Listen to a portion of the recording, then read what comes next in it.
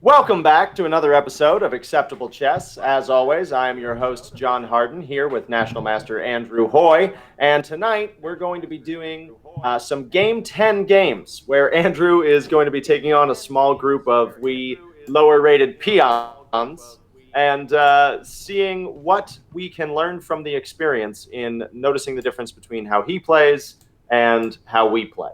So thank you all for joining us. And Andrew, I'll turn it over to you. Thanks.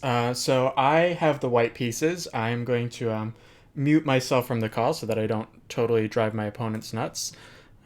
And we will be Yes, playing. I should mention, actually, very important before we get too far into the game, that your opponent in the first round is one Tyler Jakes. Tyler, thank you Hello. also for joining us. Of course, thank you. My apologies. I'm not used to having to introduce an extra person, I guess. Never a dull moment. Yeah, so it looks like right now we've got a very standard opening, right? Not much to say in the immediate. We got d4, d5. Both sides have occupied the center and playing according to normal principle. Andrew, of course, is muted so that he can't hear we can't hear his. Excuse me, Andrew, you're muted. I muted myself so that Tyler can't hear me, but you and the stream get to hear me. Ah. So you are still talking to Tyler, got it. though, so try not to give away all of my ideas. I did this right? So you're saying you're thinking about playing? Tyler, you have already blown it. Nice. But this is a good move. Oh, okay. This is a good move. The only reason you've blown it is because your stated intention to me before the game was to play the Queen's Gambit declined. Right. So the Queen's Gambit use declined. this one. Yeah, should Queen's use- Gambit declined. E6 rather. Yes, exactly. That would be the Queen's Gambit. This is called the Slav. Oh, fun. This is called the Slav. But you have done nothing wrong. Just develop your pieces. And support your center. You can think of Tyler. You can think of a lot of these d4, d5, e4, e5 openings. The theme that keeps coming up over and over is when black meets white in the center like this, right? When black says, "Ooh, I didn't like that move." Okay, I'll talk about that in a second. I want to finish this thought. When black meets white in the center, right? Like d5 meets white in the center, says you won't come any farther, you shall not pass, right? You follow me so far? Mm-hmm. Okay, when you play those kind of openings, symmetrical openings, Yeah. black's task inevitably is to defend that center, right? Because white always gets the very next turn and then the very next turn, right? White gets some initiative at the start of the game. So he's going to put pressure on that center and try and win a pawn out of the opening. So that's the bad news, right? Is that you're stuck with this defensive task. The good news is when you play with a pawn in the center, is that he can't steamroll you, right, by just grabbing all the space and squeezing you. Does that make sense?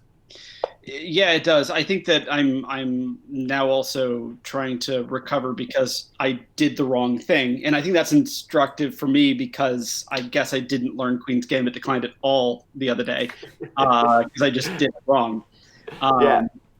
So So the reason why knight b to d7, knight d d7. You said it because then it's leaving if he wanted to trade off right there, I'd already be down. There's nothing I can do about it, and it's covering a square that has no threat, right?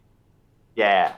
So let's go to another simple opening theme. Actually, I would say you're going to learn that specifics, right? You're going to learn the specifics from experience, and that's always the best teacher. But the other thing I would say is that developing the king side first is pretty normal. It's of course there's exceptions, but if you're going to make a mistake, it's usually better to go with the king's knight anyway. In a lot of openings, there are exceptions, and we'll look at them, like e4, e5. A lot of the time, knight c6 will happen first, but a lot of these d4, d5 openings, yeah, exactly. So let's talk about this position a little bit before we get too far into it. So already I think it's a comfortable position for white. I have a big center, and I am going to take advantage of the knight being on f6 to try and attack the knight and gain a tempo by pushing my pawn to e5. So we'll see if that ends up working out. Tyler's going to have to move the knight. I think knight to e4 makes the most sense. It's the most consistent. And if he ever castles kingside... So I'm thinking of knight to e4. Tell me why that's a really bad move. I can't tell you why that's a really bad move.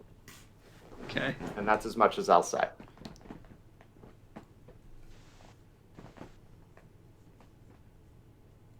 Yeah, I do think that's the best move. It. So I think that makes sense. All right, I could take. I am leaning towards playing bishop to d3, however, which would get another piece developed and attack this knight a little bit more.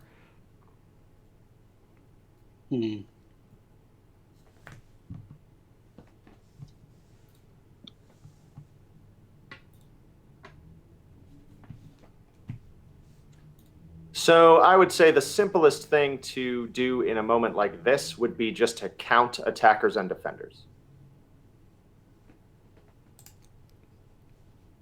So now, because I have all the control, I get to mute everybody else, so I get to talk to the stream for a minute. So I like this position already for white. I think that I have a couple of pieces that are both attacking e4, so that's very nice for me. If he takes on c3, and John and Tyler are actually talking about this, so that's why you see John's lips moving, even though you can't hear him right now. If Tyler takes on c3, I'm going to recapture with the pawn, which really reinforces my center. And I think that this is already really close to winning for white, and especially practically speaking, it looks winning for white. Black is going to have to do something heroic to try and open up the center to get some life into the position. After he takes on c3, it gets even harder to do that because I'm restricting this bishop b4 idea. And this knight on d7 really does not have a good future. If he tries a plan like bishop e7 and tries some sort of rerouting this way, that doesn't really do much. Now, this f5 idea is a nice try. It reinforces the knight, so I don't want to take the knight off because that would let him keep a pawn on e4. However, by pushing this e pawn up the board, I'm going to be able to take on f6. He's going to have to take back with this knight, and then I get the e5 square for all eternity. I might play the move c5. I think that could be an option to really restrict all of black's pieces. And I could also castle, play rook e1, queen e2. The key point, and just speaking practically now, I think it's more important for me to play this move relatively quickly, so I'm just going to play that now. And then after he recaptures, then I'll start to think about how I want to finish my development and finish the game. If he does take back with this knight, his knights are really tripping over each other. I can already take on e4 and truly cripple the pawn structure, and I'm going to win that e4 pawn with a move like knight g5 and then take. I think I would probably go for that because that's also going to give me ideas of queen h5. So I think the only move that really makes sense is taking with the knight on e4. All right, and I'll unmute John in case he wants to weigh in now. On f6, and then he's also protecting the knight as well. Okay, let's do that.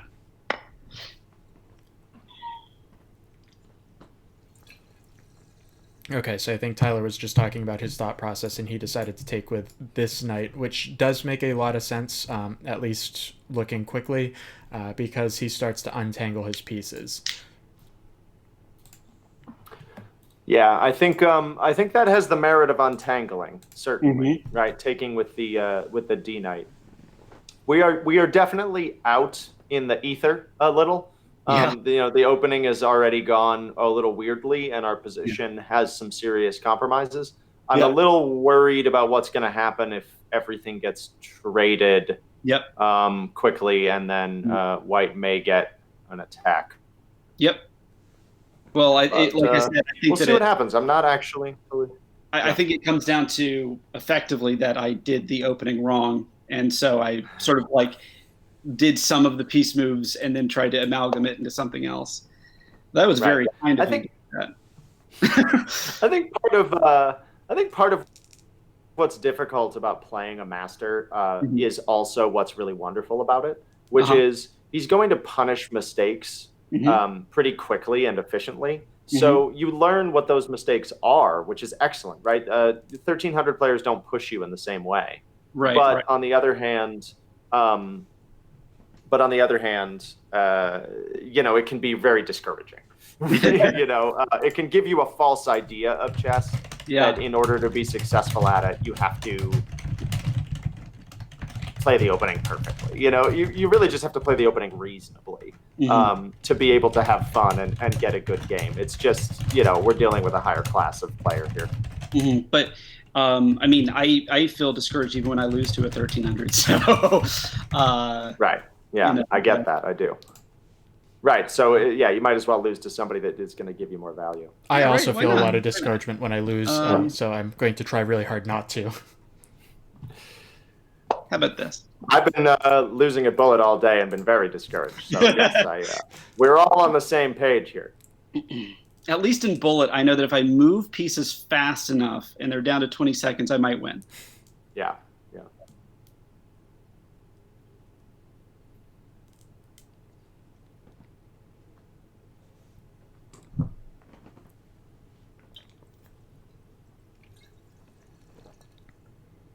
All right, so I have a couple of options here. The bishop on b4 is a little bit loose, so if I can take on d5, if he cannot take back with the c pawn because queen a4 would pick off this bishop here. If he takes back with the e pawn, I'm thinking about throwing in c takes d5. If he takes back with the e pawn, that opens the e file. Although I'm not sure. Is he going through his thinking on the stream? He is. Yeah, he is. I'm staying out of his way. Yeah. So if I has he brought up yet that he knew going into this game it was going to be a win? I have not brought that up. He has not yet brought that up. But no, Andrew's one of the more polite, really sneaky, egotistical people that I've ever met. Yeah, I would say that he's one of the kinder chess masters you'll ever meet. But rest assured, the ego is there. Okay. I have seen.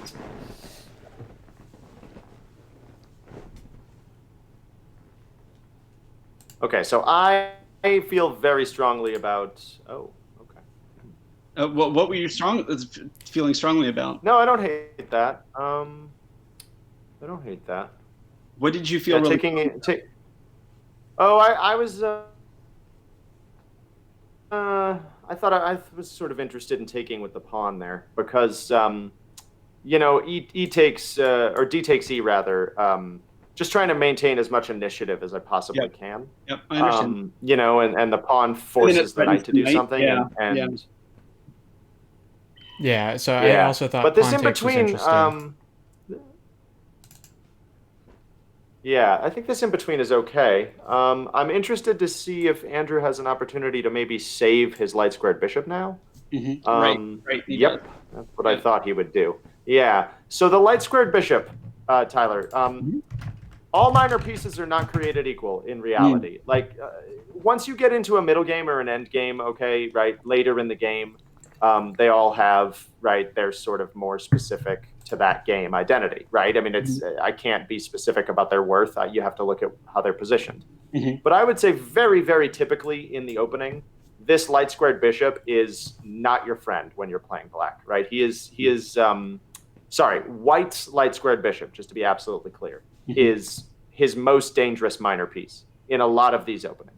And the reason is because the two big weak spots for black are typically f7, right? Foolish Freddy, as he's called, the f7 square and the f7 pawn before he castles. And after he castles, h7, right? You can see how that light squared bishop is pointing right at that h7 square. And I want you to imagine for a minute that the knight on f3, right, his kingside knight there, if he jumps into g5, you see how that's going to add even more pressure? You follow? So this is a typical plan. Okay. Right. So that was part of I didn't even think to mention it, but but that was part of my instinct too, in terms of trying to make sure to get rid of the light squared bishop as opposed to get rid of the knight, right? Because that's the piece that I'm afraid of, frankly. That's the one he's going to kill you with. Yeah, so that's why I was sort of expecting pawn takes instead of throwing in that in between move, because it gave him some additional options. All right, so just to add my thoughts again, I was able to win a piece, so that worked out very well. This, after bishop takes c3, I think that's okay. It might even be black's best practical chance. I decided to keep the bishop, and that was mostly because I compared the two bishops, and my bishop is significantly better than black, so it's worth keeping. Once he castles, that unfortunately, the bishop is still hanging, so he really had to move this back when he was... when he had the chance. Even taking on d4 runs into queen takes d4. So I think bishop a5 is really the only move that makes any sense here. After castles, I take and I have an extra piece. e5 is interesting. It is an attempt to open up this bishop. I'm going to take with the knight. I want to get out of the way of potential pins, and this knight on e5 is just fantastic. So I think that's going to be enough to close out the game.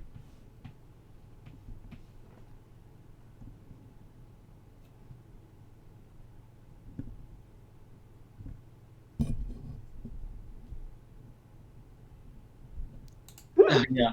Not that. Oh no, that's not going to work because he'll just take. Oh.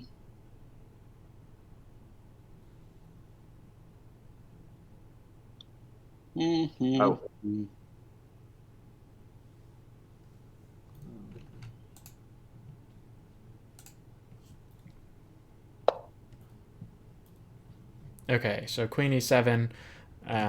I'm not entirely sure what he's trying to do with that move. I have a few options. I can play a4 and bishop a3. I can play rook e1. I can do none of the above. I can play a move like queen to d3. So I have a few options that all look equally attractive to me. Maybe bishop g5 makes the most sense to develop that and start to connect rooks. I think I'm going to play bishop g5. I don't see a good reason not to.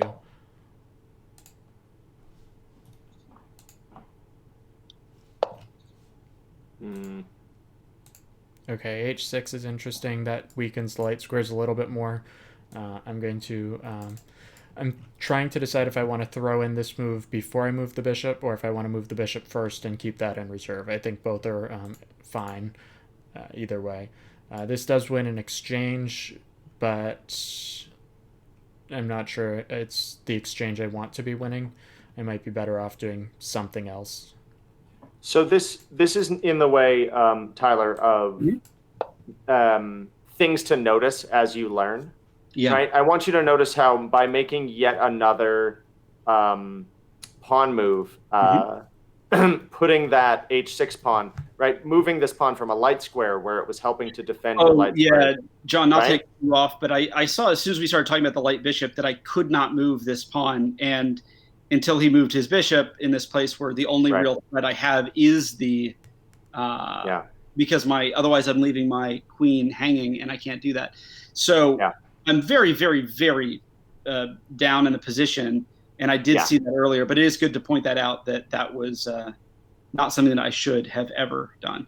Well, it's I don't know about that, right? h6 is a move that gets played all the time. It's that's what I'm saying. I don't think that it's fair to talk about weak color complexes in your first year of playing seriously. You know, I think it's more just that it's educational to notice when you play h6 how this bishop, this light squared bishop that I keep talking about, is getting better and better.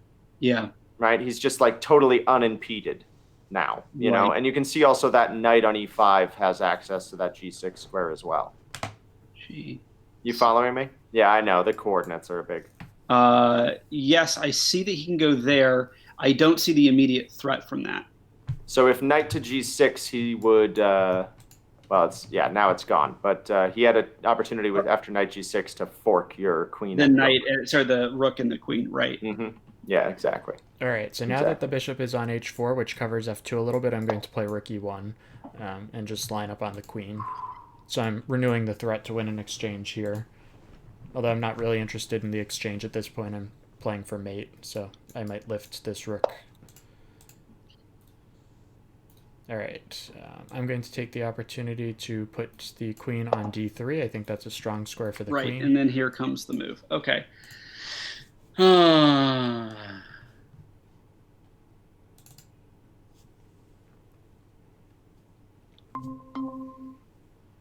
You're back.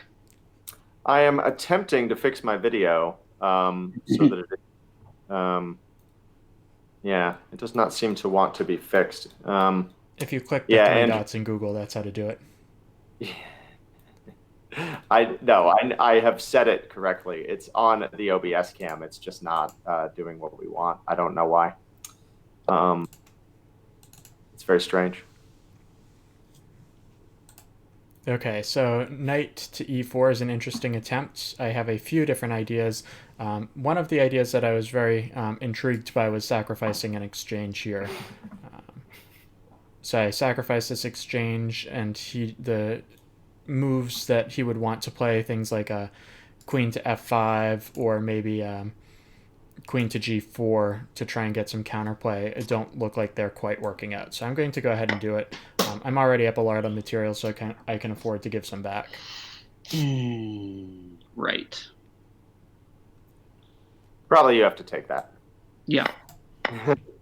And I'll make a quick move because I don't want to get too low on time, even though we're trying to talk about I'm also just trying to make sure you don't lose on time, because that's just, it's not interesting, right? Like, it's much better to lose properly than to just be like, oh, and then I flagged, right? You want to see right. No, definitely. No. So he's threatening checkmate in 1. Oh boy, is he? Yeah, I won't tell you where it is, but your old friend that I keep mentioning is involved. Right, that knight. Okay, so but if I take, then I'm going to lose my queen. Got to move. I'm sorry. I'll give him a little bit more time so he doesn't flag. Okay. Andrew gave you some more time. That was kind of him. Okay, so you did deal with the threat, right? This did block, right? Queen h7 was checkmate.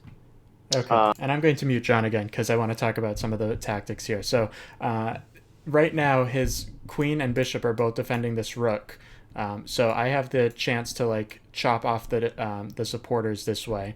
And once I do that, if he takes my queen, I will be up a piece. I will recapture, and he cannot fork my 2 minor pieces this way. And if he tries queen takes, then I'll take the entire rook off. So that's what he played. We'll look at that afterwards when it's a little bit less time pressure-y. He had to try trading queens and playing rook f4.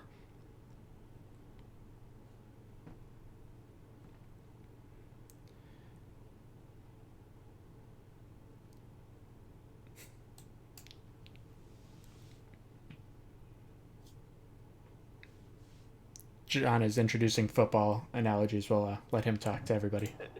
Yeah, I love a good football analogy. Also, the Patriots are playing right now, so we have to talk football analogies. I do have them on the other screen, so I need to get them up there. Thank you. I will work on getting my Patriots going. Are we winning? What's happening? Are we getting killed? I'm getting killed. High game. Yeah, but we expected that, Exactly. Yeah. we actually expected the Patriots to get killed as well. So tie game is a very, very good result so far. They are not as good as the Seahawks this year. And now I'm going to play a move that's totally gratuitous. I don't have to sacrifice this bishop, but it's a fun tactic, so I'll demonstrate it. Playing d6 hangs the bishop, so he can take that. But then after I play d7, he does not have a good way to get back and stop the queens, because the pawn controls this square and the bishop controls this square. So now he's just being cute. Yeah, I know. He's being very cute, and I don't like it. Yeah. Look, a free bishop. You can't stop the pawn. Nope. Can't stop the pawn. Okay. You can't stop the pawn. Great. So maybe I'll do this guy. Okay, and let's make a queen. I apparently have auto. I'm going to eat that pawn.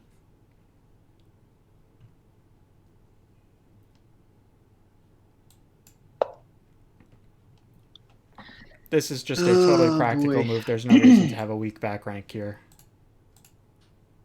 Yes, Kulma, the knight on f6 is a huge part of defending those threats to h7. But as we saw in this game, very often the knight ends up getting traded off or moved away for one or another reason. You know, the h7 continues to be a liability. Even when you have a decent defender, you have to deal with it. Also, that, you know, knight f6 can be traded away, deflected by a pawn on e5, this sort of thing. This has been really interesting. I'm enjoying this. That's Yeah. good. Probably because I don't have to play. Later, John. Yeah, you're all. It's gonna be fun when you all watch me go and try not to curse, because I've really been Thank you, wanting to Andrew. be firm about that. That was a fun game. Thank you. I'm glad that you found it fun. There were a lot of good things to talk about, so that was good. It's a kind of Yeah. you and John definitely covered most of the high points. Yeah, I think the thematic thing that you want to look at, Tyler, in a lot of these positions, and including the Queen's Gambit Declined, which I know you did not play, but actually you're seeing some tactics that are very similar. That lineup of the Queen and the Bishop, that battery, right, on that long diagonal. Sorry, technically it's not the long diagonal, but it is a long diagonal. From B1 to H7. Right? Yep. Andrew, I know you can hear me if you Mhm. want to put an arrow up so he sees what I'm talking about, because I know he's still No, I got it. developing. Okay, It'll good. show up on Just the making sure. stream eventually. Oh, also, Tyler, if you have not, you should absolutely 100% every single day for like 3 minutes play the square drill. I don't remember. Let me see if I can figure out where it is on Lichess. I know where it is on chess.com, but it's under Learn, and I think, oh, yeah, Learn and Coordinates. Okay. And if you do that, it's just like name a square and click on it. But if Gotcha. you do that every day for a few weeks, at minimum, at least you will no longer have problems that when I say G6, you're like, oh yeah, G6, there it is. Yep. I think it's so helpful. As you see, it doesn't really matter for the game, but it matters so much when somebody's trying to talk to you about the game.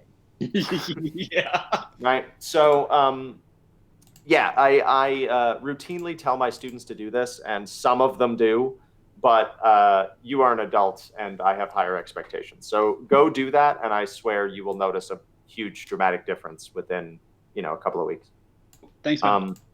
Yeah, absolutely. Andrew, is there anything else that we want to talk about in that game? I did think we covered a lot of it. And Tyler understood his own mistake with that knight to d7. Yeah, I think we definitely hit most of the high points. It was a interesting game. The knight d7 thing definitely complicated things because it really gave me a free hand in the center. I tried a little bit to get it back into a normalish looking position by playing e4. It was somewhat like a Marshall Gambit, but I think it was just white ended up with a reasonable positioning right out of the opening, and then I was able to convert it pretty comfortably. Yeah, absolutely. So, are we ready to proceed to our next game? I think so. Great. So our next challenger, second of three, I will be the third, is our dear friend of the show, Lenny Shogun. Hello, Lenny, hello. Thank you for joining us. Lenny, what is I know that you're significantly stronger and more experienced than Tyler. You've been playing for a very long time, and I know you've been playing since we met at Princeton. You were already a very experienced player when I ran into you there. You were a student, and I was not, just for the record. But what is your current USCF, for the benefit of the audience? Current UCF is around 1700. Great. Fabulous. Wonderful. And of course, they'll be able to see your Lichess rating. Yes. Yeah, so I would assume that Lenny will probably offer more commentary and need less of mine. So I think I'll probably take a little bit more of a back seat on this one. But I'll get in where I fit in. Yeah, we Good can luck. move your audio over to the Zoom call so that you can still weigh in without distracting Lenny, if that makes sense. Yeah, let's do that. That sounds excellent. Okay, I will, Lenny, would you rather be I'll- white or black? I'll take white. Okay. So I will be muted on the Google. Yes. I got black. Oh, you did? No, I think I have black. Oh, I was in TV mode. I was watching you. Oh, Understood. excellent. Wait, how do I actually go to the game? I am watching your game.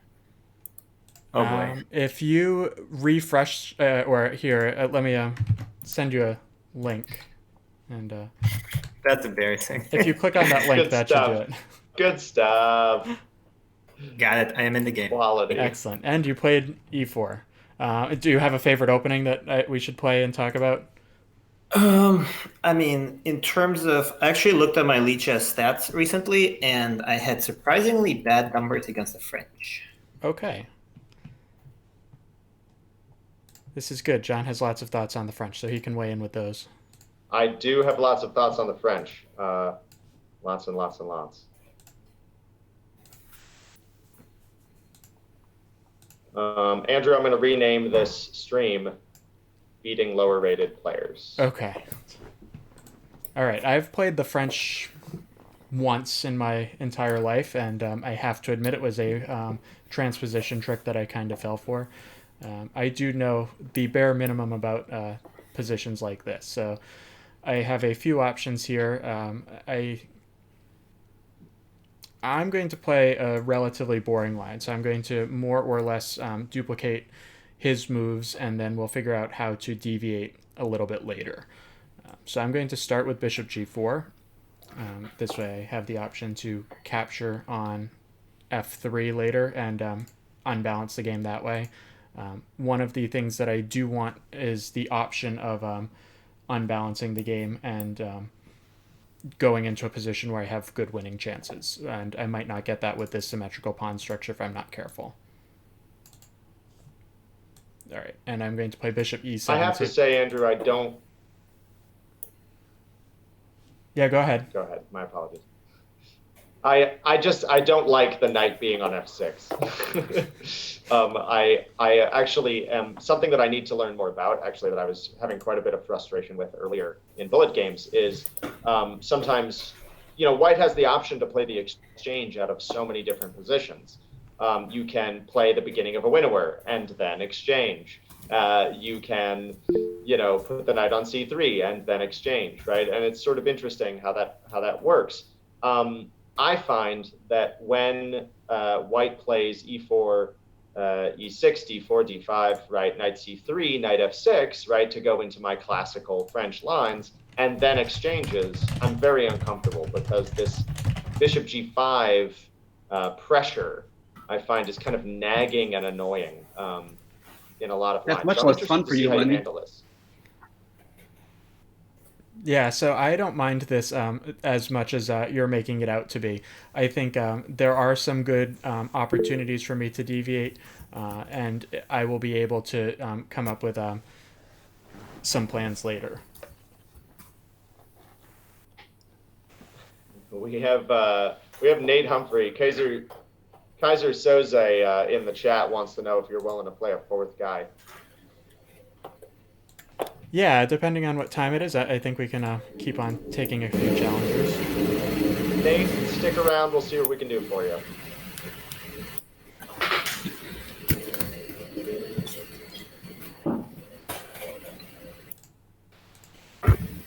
I need a link. I need a link to this Patriots game, man. All right, so now we're getting into a position where he wants to figure out how to develop his queen. I have the option to play queen d6 and castle long. That is going to lead to a little bit of chaos, though, because I'm really castling into an attack.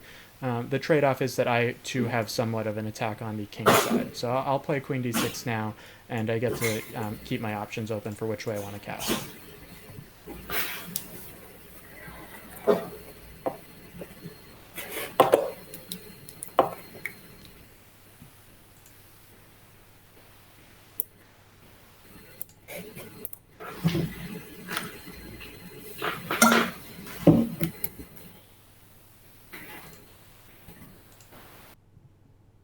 Okay, so after this knight d2 move, this is kind of white waiting to see what he wants to play as well. So he's not going to commit to a move like queen b3 because he might want to play b4 and b5 if I castle queenside.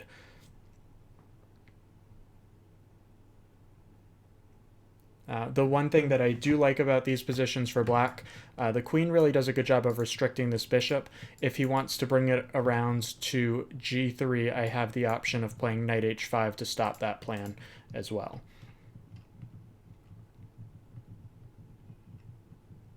All right, I'm going to castle queenside. I really do want to unbalance the game. I think this is a good opportunity for me to try and outplay him, and I do have the onus to win. As the higher-rated player, even with black, sometimes you do have to take some chances in order to win. I don't think I'm taking too many chances. I'm not doing anything too drastic yet, and then we'll see how I can make it work. John, any I have to thoughts? say that yes, this is a moment where I absolutely wanted to weigh in.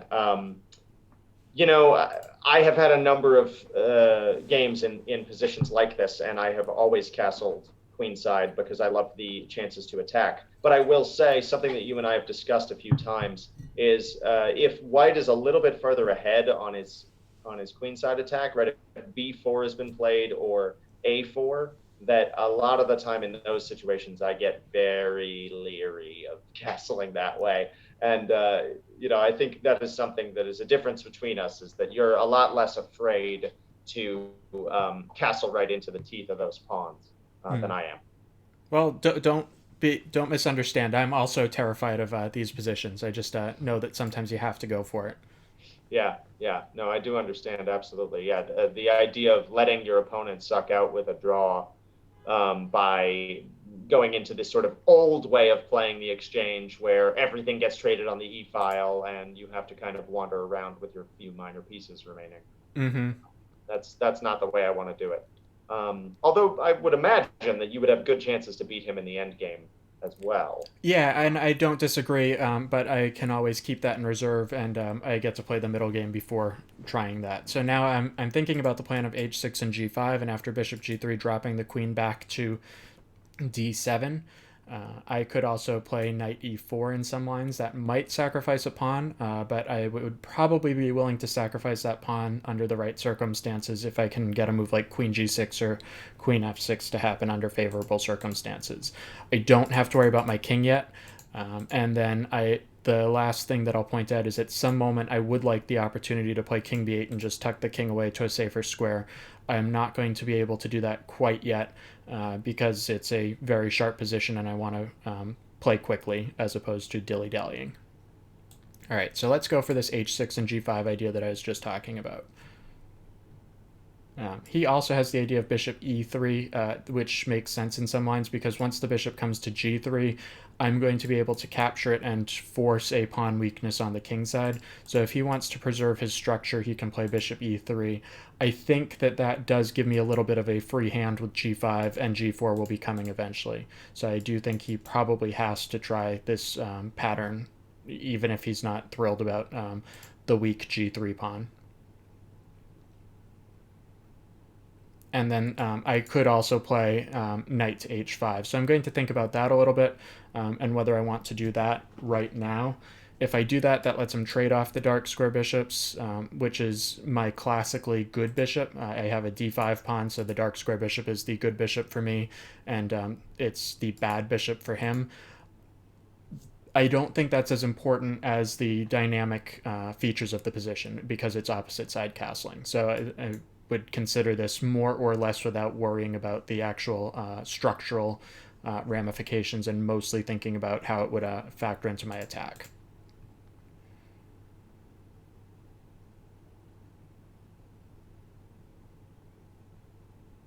I think one of the main things I'm struck by, honestly, after spending all day playing Bullet, is just how much more patience is required to navigate these positions.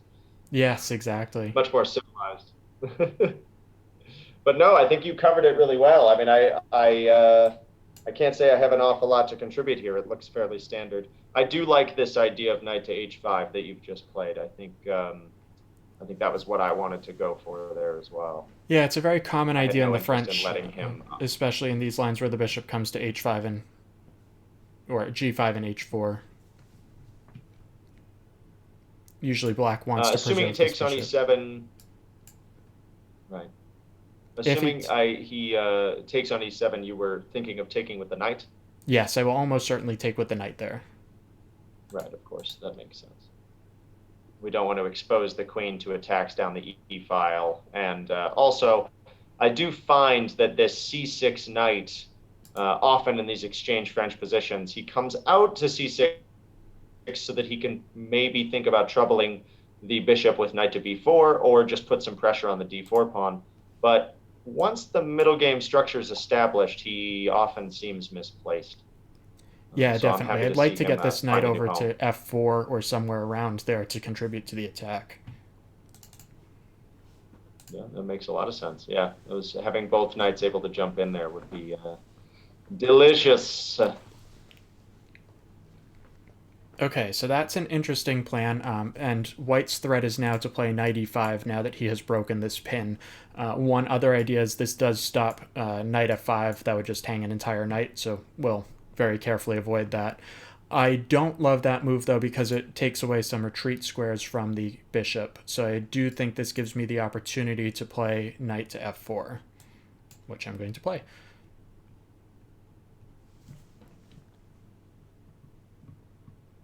And since we do have an opposite side castling position, I want to keep as much time as possible, so I'm going to play a move like knight f4 pretty quickly and try and keep some time on the clock. That's good. That's good insight there as well. I'm psyched that you're playing a French position. I feel like every last French game that I can see helps me a lot because although my record is, I think, decent overall, I definitely am still losing far more games to 17 and 1800s than I would like to keep moving up. Yeah. The exchange French isn't really the line that I would be most concerned with, to be honest. I feel like there's plenty of ways to equalize and then try and outplay. Yeah, I suppose that is true. There are some sharper lines sometimes with the sometimes the c4 stuff. Right? The exchange where they go for a fast c4. I find that those positions can be very open, and White can get some kind of nagging pressure that's a little bit difficult to get rid of. Yeah. And you have to wait around. But that may just be that I don't quite have a comfortable plan against it yet. I would be relatively comfortable defending an isolated pawn position. White would have the isolated pawn and attacking chances with moves like knight e5, and I would be the one trying to avoid that stuff. All right, so that's an interesting move.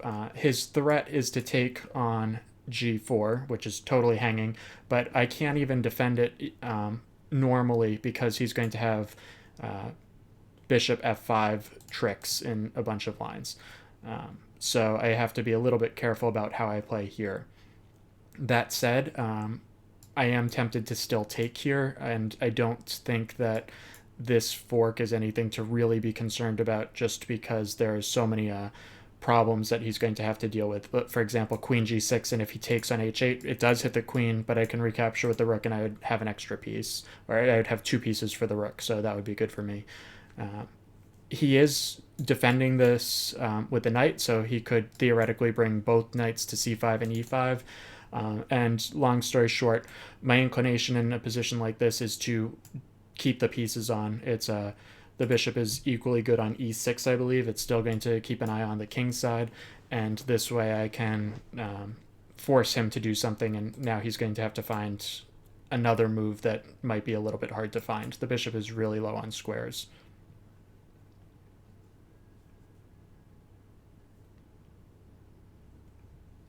Just as a concrete line. Yeah, that would. Yeah, go ahead. No, I just if Tyler, I assume can hear me via stream, if not via the Google call. Getting rid of that light squared bishop. If I can ever manage to rob White of that piece, I always feel that I'm very cozy. Yeah, I agree with that. Okay, so a5. particularly in these structures. Yeah, I'm not sure what he's trying to do. Maybe play for a6 and try and get something going on the light squares here. Um, I almost have f6 now, though.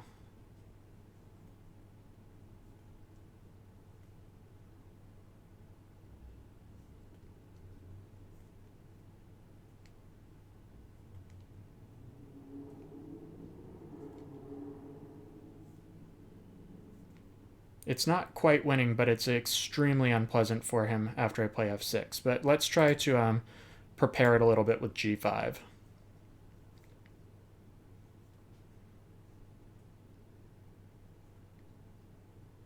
Andrew, I admit I'm missing it. Can't the knight just come back to f3? It could, but that's a large concession at that point because then his other knight is really shut out of the game, and the knight on f3 gives me a real solid target for g4. Wonderful. Yep, that absolutely makes perfect sense. I'm more concerned about knight g6, and after knight g6, bishop g6, knight g6, queen g6, I was thinking queen f4, which hits the knight on d2. I'm not really threatening to win the queen. It's just important to note he can never take on g7. Yes, g7's hanging, but the open g file is just absolutely crushing. But in this position, I really want to keep as many pieces on as possible and find some attacking ideas. So now I might consider a move like f6 or even f5.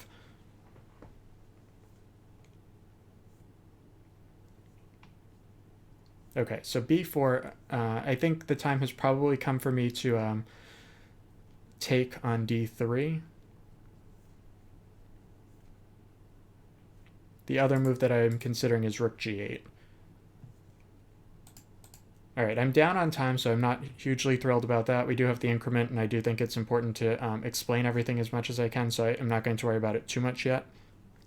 His idea is going to have to be this, knight b3 to c5, and get something going that way.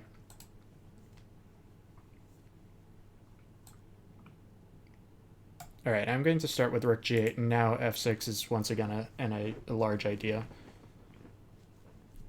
He still doesn't have a good square for this bishop. Yeah, absolutely beginning to come together now. Mm-hmm. To be sure, I'm quite certain that this position is not winning for black by any stretch of the imagination. It's just practically speaking, the black attack feels easier to play than the white one.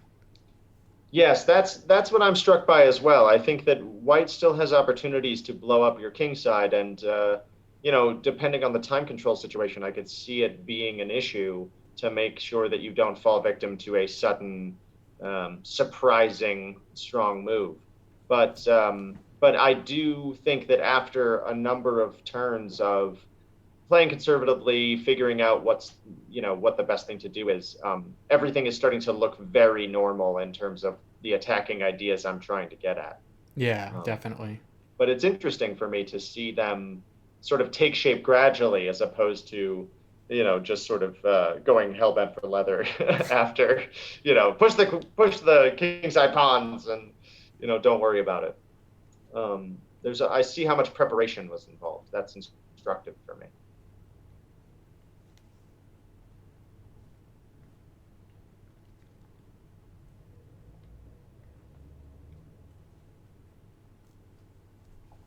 Yeah, and there's really no reason to rush in this position whatsoever.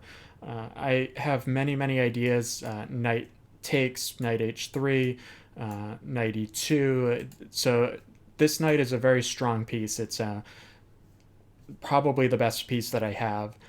It is in the way of the queen in some lines, but now I get to think about how I want to continue, and I'm sure I'll come up with something. For the moment, he's going to have to think about whether he has b6 or a6 or knight f3 and go from there. Just, again, some concrete lines if he plays b6. Okay, so that's interesting. So he's going to try and play c5 and do something terrible to my queen, which is starting to run low on squares. He's giving up an entire piece, though, so I guess I have to decide if I'm willing to take up the mantle and capture that, or if I want to play d takes c4, which would pick up this d4 pawn.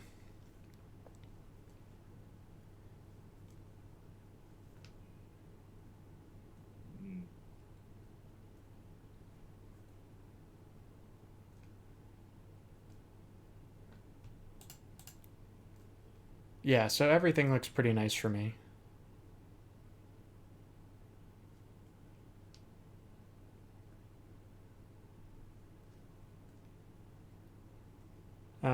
Queen b4 doesn't look as good once he plays rook b1, so I would avoid that.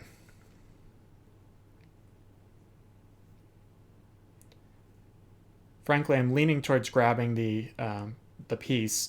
I don't see anything that is totally crushing, even if he gets b6 or c6 in. I just don't see how it's totally mating me. Let's start with knight d3. So knight d3, this is a little bit of a lazy move. It's not taking the most material, but it's going to diffuse his attack. I'm going to keep the light square bishop, and I'm going to keep some attacking chances as well as some endgame chances. And if he plays c5, I can, of course, take with the knight and pick up a pawn that way.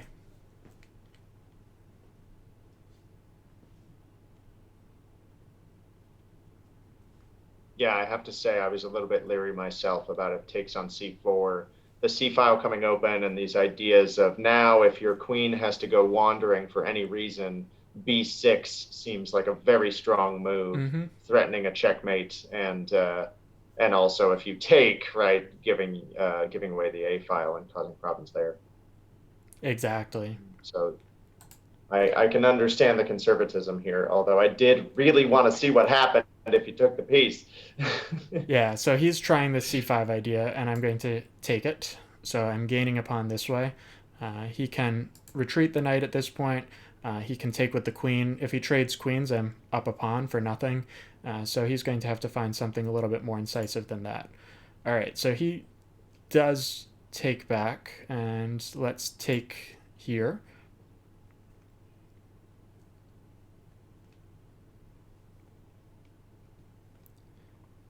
Okay, and my plan was to play queen d4 now.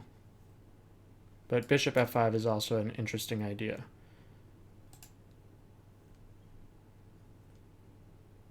All right, let's play queen d4 like I had planned.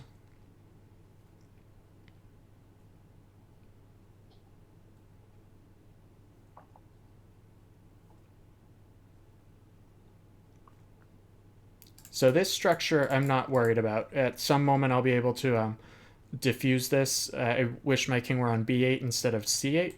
I do have to worry about tactical tricks on the e-file.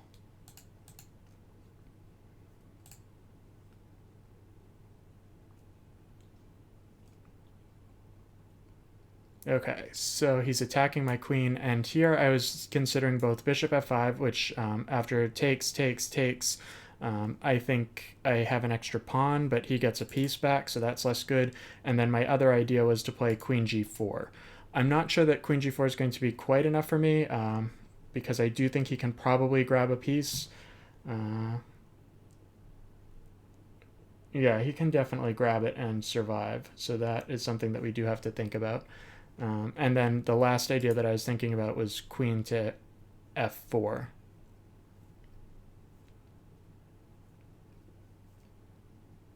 The nice thing is that he is in time pressure, so I don't have to worry about it as much because I'll be able to squeeze him that way. All right, let's induce Not for h3. long you won't. Yeah.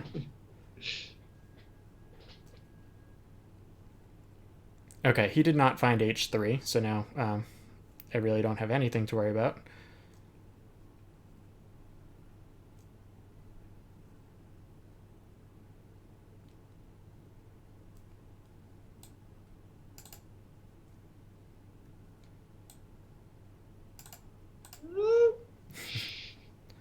You do like to live dangerously. I do, yes.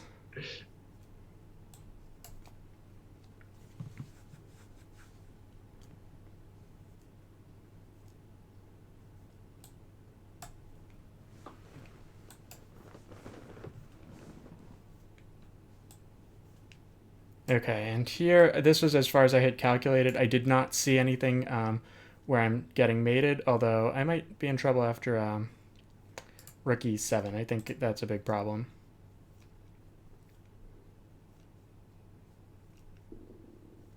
And I don't see anything better than queen d7 now.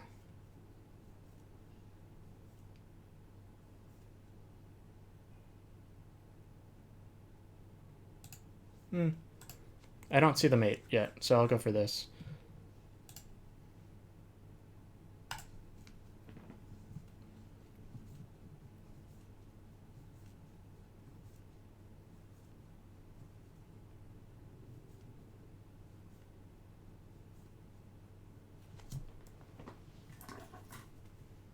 I'm too tense to talk. Yeah, exactly. So I do have 2 extra pawns, so if I do lose a piece, it's not the end of the world. And he's down to a blitz scramble. But again, this is not the position that we would hope for. So now I've diffused most of the pressure, and he finally flags. So I might actually be winning this final position, but I would guess he has a draw somewhere. Yeah, and rook b1 is mating me, so that would be brutal. Man. Very interesting game, very tense. Yeah. Really, really interesting game. I guess I'll move back over to the Google call for a minute. Yeah, that was interesting. I can't hear John, unfortunately, so I think he's speaking. No, I was just saying that's a really interesting game. Turn off the Got really that's kind of actually encapsulates a lot of what I feel about these exchange French positions with opposite sides. Is that everything is going well? We have a nice attack, and then still, white by pushing those pawns can make things very scary. Yeah, so after c4, I'm not doing so well, I don't think. So I probably have to try taking on e5. Yeah, and taking on e5 is -3, and everything else is equal or better for white. So that's very interesting. Yeah. And, Okay, yeah, so the conservative play didn't pay off there, I guess. Yeah, exactly. Cool. So I had looked as far as taking on e5 and then playing queen d7 after c5, and I didn't see a good way to meet c6 and b6. So I'm not sure. Probably I can sacrifice a piece back and I'm doing okay. So that's probably the main idea that I should go for. And if there's nothing else that's played, I guess I don't have to worry about anything so much. Yeah, and the engine says that after c6 I can even take with the pawn. I don't have to sacrifice the piece, although sacrificing the piece is also -1, so that would be fine. Yeah, interesting stuff. So I definitely should have gone for that, and just in terms of practically speaking. Yeah, I guess fairly instructive. You can outthink yourself and decline material that you should be taking. Yeah, and that's definitely a time pressure thing. I should definitely keep more time for this moment when it's when I'm really dead and when I need the chance to calculate. Apparently, the final position was a mate in 6. Yes, yeah, I was quite sure that there was something bad happening, but I also wouldn't have been surprised if it was zeros, because there's some defense to everything. But once you found rook e7, I'm just totally dead. Man, yeah, well done, Lenny. I thought even though it didn't quite get there, that obviously you had to have played well to have reached that position. Yes, definitely. Yeah, I was not being given extra time in this game, unfortunately. Yeah, not so much. I can't say I blame him. All right. I'll throw myself into the mix here as I finish off emailing my student his homework. Okay. I will. Andrew, I don't know. I don't really know what color I want to play, and I did it randomly, so we'll see what we end up with. But it's great. That'll be fine. And all right, let's actually move back over to the Zoom call so that we can let Lenny and Tyler join the stream and listen there. Thank you guys so much for playing. This has been a ton of fun. Yeah, we'll do this again. Yeah, it was a pleasure. Thank you. All right, here we go. Okay, so I've got to mute my audio when it's not my turn. Yes. Okay, I assume we'll just play the opening though. Yeah. Okay. We can continue to annoy each other at least through the opening. Yeah. Okay. So I have white, and just because I'm going to play this Queen's Gambit Decline since we were talking about that, and I'll mute myself now so I'm not bothering John, and we'll let him talk when it's his Okay. turn. I'm a little bit tempted to play the main line of the Queen's Gambit Declined. It is not my opening. I have been learning the Slav, which is this move c6, but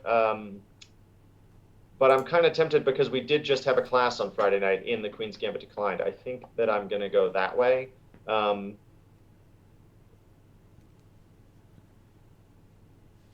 And learn something. Andrew's going to more than everyone's watching, so my wins against him don't tend to come under the bright lights.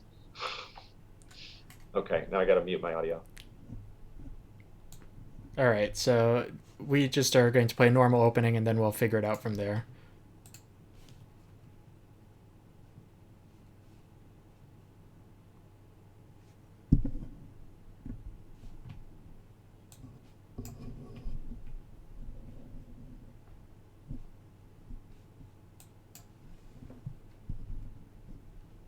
All right, so not much happening so far. Okay. Yeah, I already really don't know a lot, but I'm sure that castling is fine. It occurs to me I'm also tempted to play knight b to d7 before castling, just to reinforce that knight, so that if he were to take on f6, that I could take back with a knight and maintain control over that center pawn break. That might be what I'm going to do. Just play knight b to d7 first. I don't think there's any issue with. Yeah, there's no issue with losing the pawn there on d5. And I can always play c6 if I need to. I have no idea. Yeah, I have no idea, but I'm gonna try this.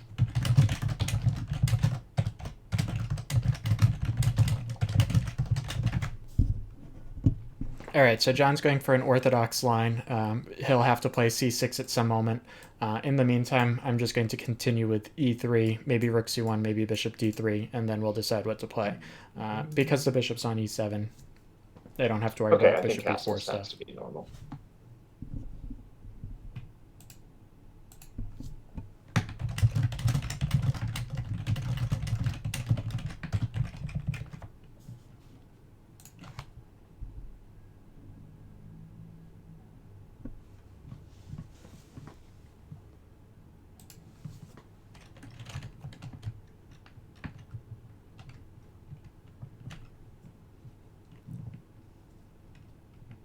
Yeah, we could use a third person to add some commentary while we're playing. I'm going to play bishop d3. I think this I don't think John will take on c4. He could. I'm fine with those lines as well.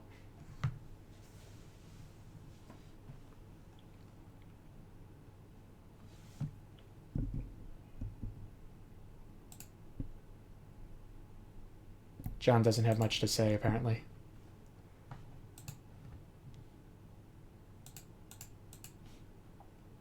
Okay, so this is all very normal. Tyler, assuming you're still here, the light squared bishop again rears his ugly head, right, taking aim at my king's side. So this is about as far as I know what the heck I'm doing. I know that I can probably take on c4. I know that that is sometimes an idea because the bishop is already developed, right? So there is this idea of taking on c4 to make him spend a tempo, but I'm not sure that I'm ready to do that. I'm not sure that I'm actually ready to do that just yet. I think I want to try this. I believe it's the Tartakover. Andrew will correct me later if I'm pronouncing that wrong, but I think maybe the idea here would be to play b6 and then go for bishop b7, right? Which would solve my light square bishop issue. So I'm going to do that, and I'm going to explore how that works. Okay, so John's mixing lines a little bit. When you play b6, generally you want to leave the knight on b8 to save the tempo. And he hasn't played h6, so I think there are a couple of things going on. Playing h6 or not playing h6 doesn't make so much of a difference. For now, I'm going to castle, and then we'll see what happens next. Okay, castle is very normal. Okay, so I know that one of the plans here is after bishop b7 that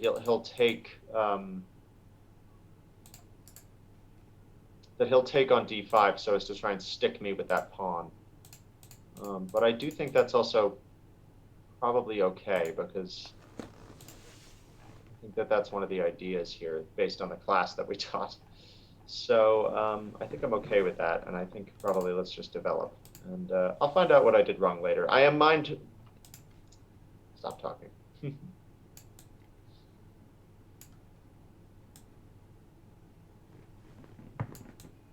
Okay, so there are a couple of ways to play this. I can either take on d5. I think I'm going to take on d5 momentarily. I think it makes the most sense to capture on d5 in this line as opposed to doing something else where I try and preserve that pawn tension. But I also want to consider castling and playing knight e5 like a Pillsbury attack, and that might also lead to some fun types of positions. So we'll see. I have a couple of options here. They all look reasonable. If I take, he would probably take back with the knight, just to fix the structure a little bit and trade off some of his pieces because he is a little bit cramped. If I play knight to e5, then my idea would be to play a quick f4. And if he takes with the knight, I would take back, and I'm hitting his knight and I'm gaining a tempo that way. So that is also an option. He would probably go back, and after the trade on e7, I would play f4. I'm not sure exactly what's going on there. It gets a little bit messy, and frankly, I don't really have to go for something quite so messy at this point, because he has not played anything like h6. He's not threatening anything. Knight e4 isn't even a large threat that I have to worry about yet. So I'm just going to continue to develop, and then we'll keep the tension. There's no reason not to keep the tension in this position. Okay, I was thinking about this. And I did not say it because I didn't want to think too long. So I do now have this option of taking on c4, which would have the merit of freeing my light squared bishop, which I think is probably a good thing.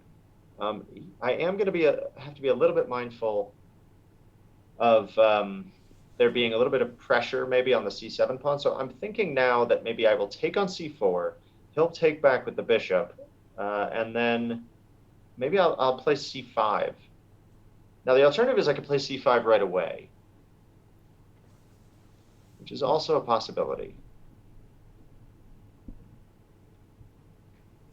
And I admit that especially in a game of short time control, I'm feeling a little bit uncertain as to what the best way to proceed is there. But I think I want that pawn to be exchanged on my terms. I do lose control of the center if the d-pawn leaves. So that is a little bit of an issue, and probably all the more reason why I should play c5 right away. So let's see. So d takes c, bishop takes c, c5. Now if he takes, I've got to feel good.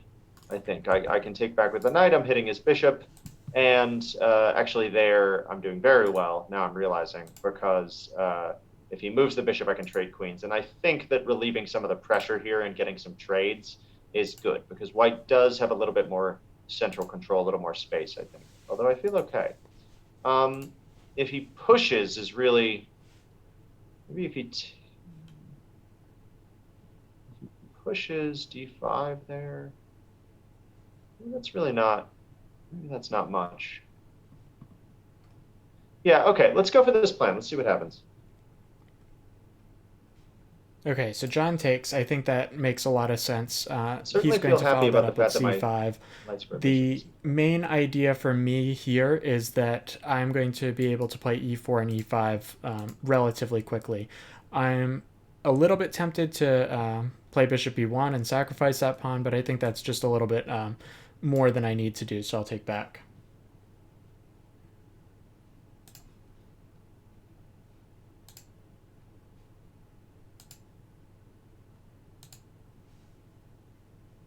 Okay, so this was my plan to play c5 here. If he plays d5, I think I'll take it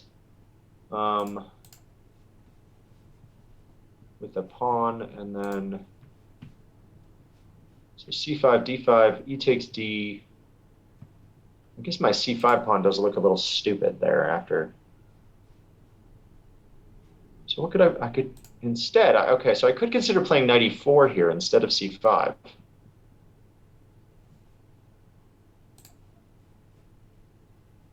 Which does get some useful trades off, some useful, exchanges, right? Knight e4, probably, I suppose you could play knight takes, and then bishop e4.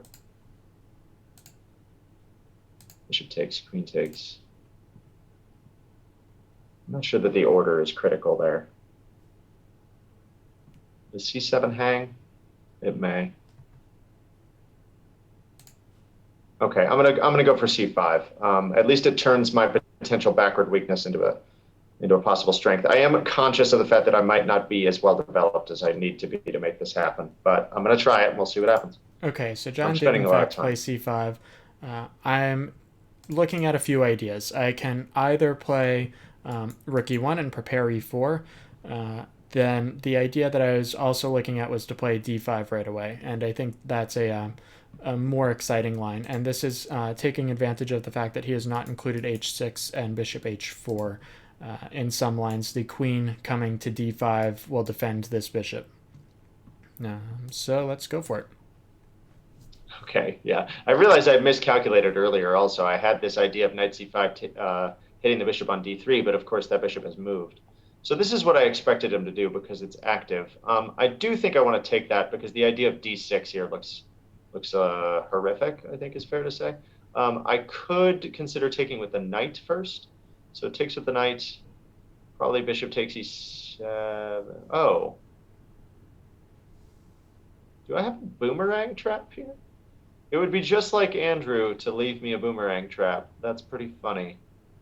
Right, the bishop on g5. Yeah, all right, I'm spending a lot of time. Okay, so he takes right away. So now he's going to try and let's see make why something this doesn't happen work. here. So knight d5, right? I don't think that's quite enough for him, so I'm going to be comfortable taking. The key point is that this d7 knight is loose at the end of most lines.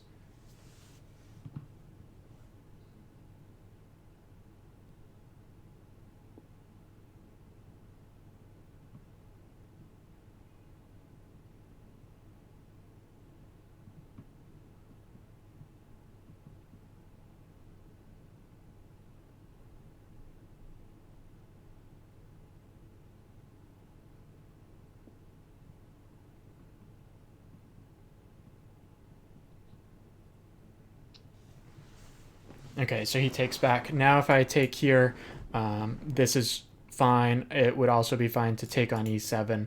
I slightly prefer taking here and keeping the extra piece on the board and keeping some pressure on the d file. Yeah, let's play this, and I'm hitting the bishop, and I'm happy to go into this opposite bishop position. Do. I think.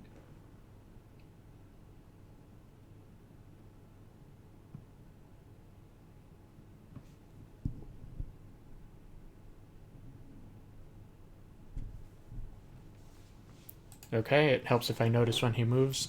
And now I'm going to capture here.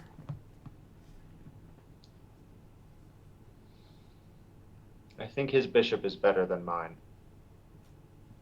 So I'm going to take it. Okay, and I have two options. I can keep the queens on by taking with the knight. I could also trade queens, and that endgame is about equal. So I am going to keep the queens on this way and try and take advantage of my very slight lead in development.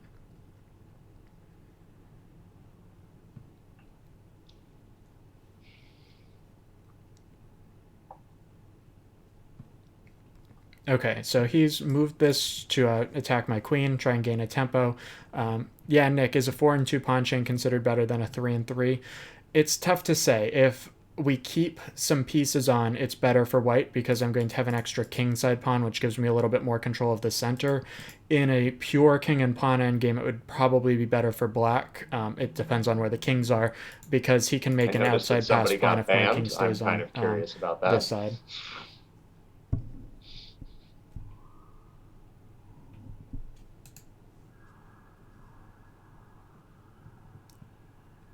So again, I'm going to keep the queens on. I'm going to keep the queen active.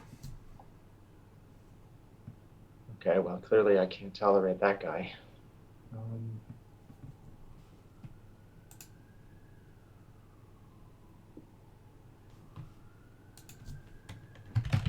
Let's play queen d7. I think that I'm happy to exchange queens at this point.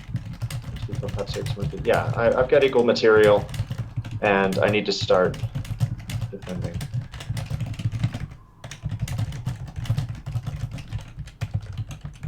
Okay, so he's offering to trade queens, and we'll see what we do there. I'm leaning towards keeping the queen on with queen f3, although he would probably play a move like knight d5. H6 I don't really believe in, but actually maybe it's something to at least consider.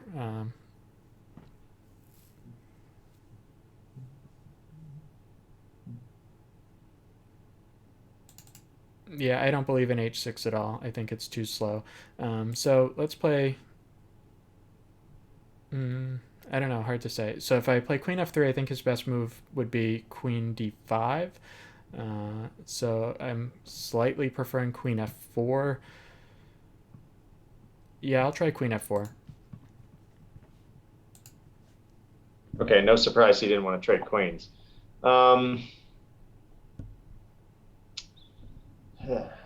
Okay, I've got to start making some moves here. All right, let's really press this issue of exchanging queens.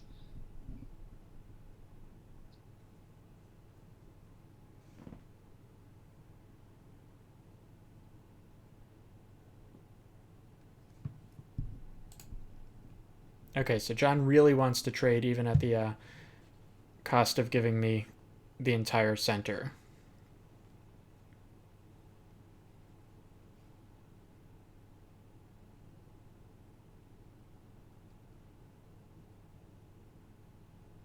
All right, I will indulge him. I'll take.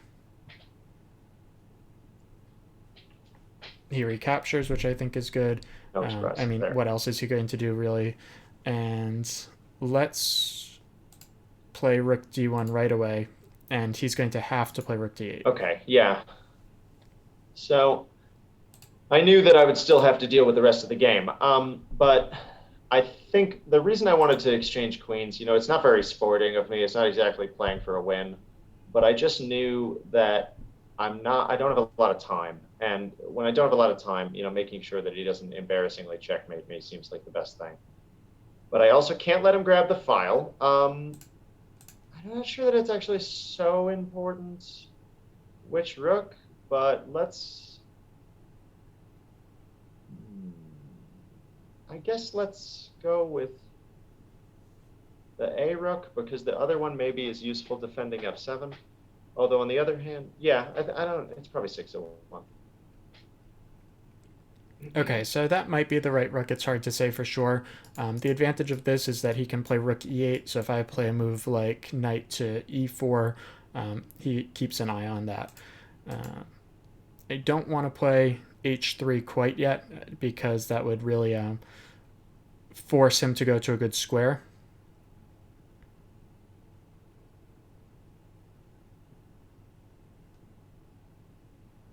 Let's start with knight e4.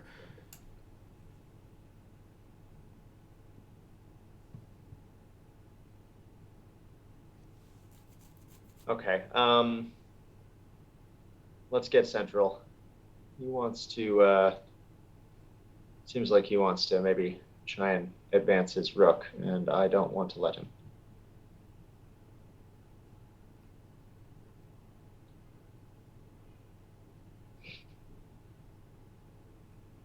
Okay, I'm going to bring the king in now.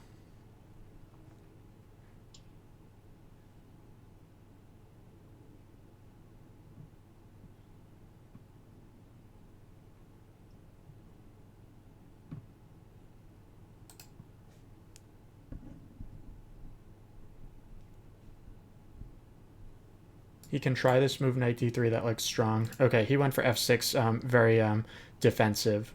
I think that's a little bit too passive. So I'm up a minute on the clock. I think that's going to help me out a lot. I'm going to start with king e2.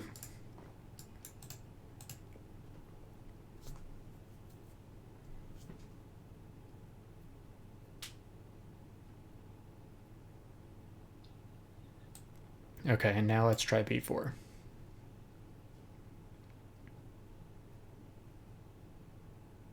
Yep, that's troubling. That is troubling. Okay, well, I think we better trade a pair of rooks.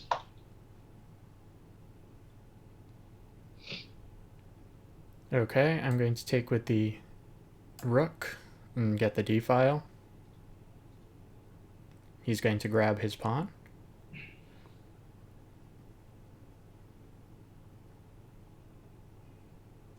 And I'm going to start with f4 to chase his knight. Yes, this was expected. This was expected. Oh, dear.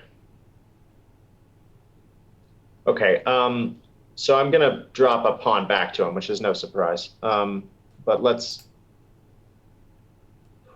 I think let's stay active. I think I want to be able to come here. Okay, I think that's his best practical move, but let's continue to chase his knight around. He cannot play rook c8 to defend it, because I would take. Okay, so he's not going to acquiesce and move the knight, but I'm okay with this because now this is going to take away the a5 square from the knight. So now I'm going to be able to grab the a-pawn and be relatively happy. Let's do that now. Let's see where he puts the king first of all. Okay, so I can either go central or I can protect my pawns, but I can't do both.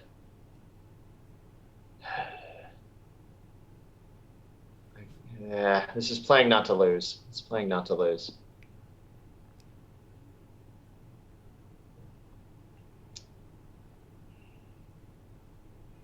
Okay, so I can either grab this pawn or I can play for some mating ideas.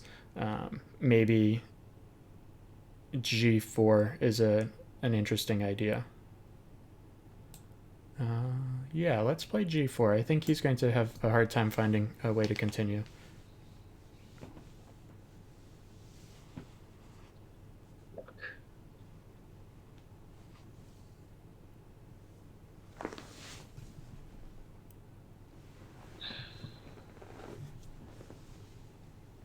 Just trying to get active.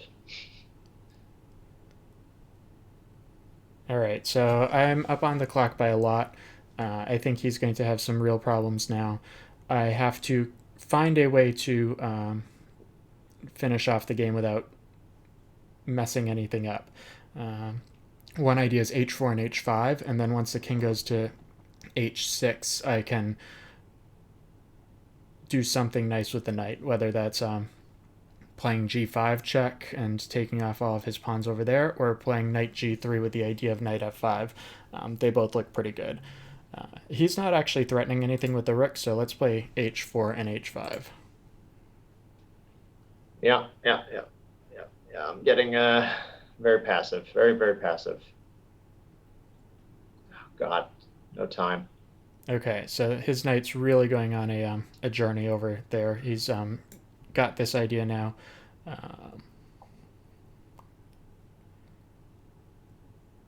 Let's force the king over into the corner, maybe? I don't know. It feels like there should be a mating pattern here somewhere.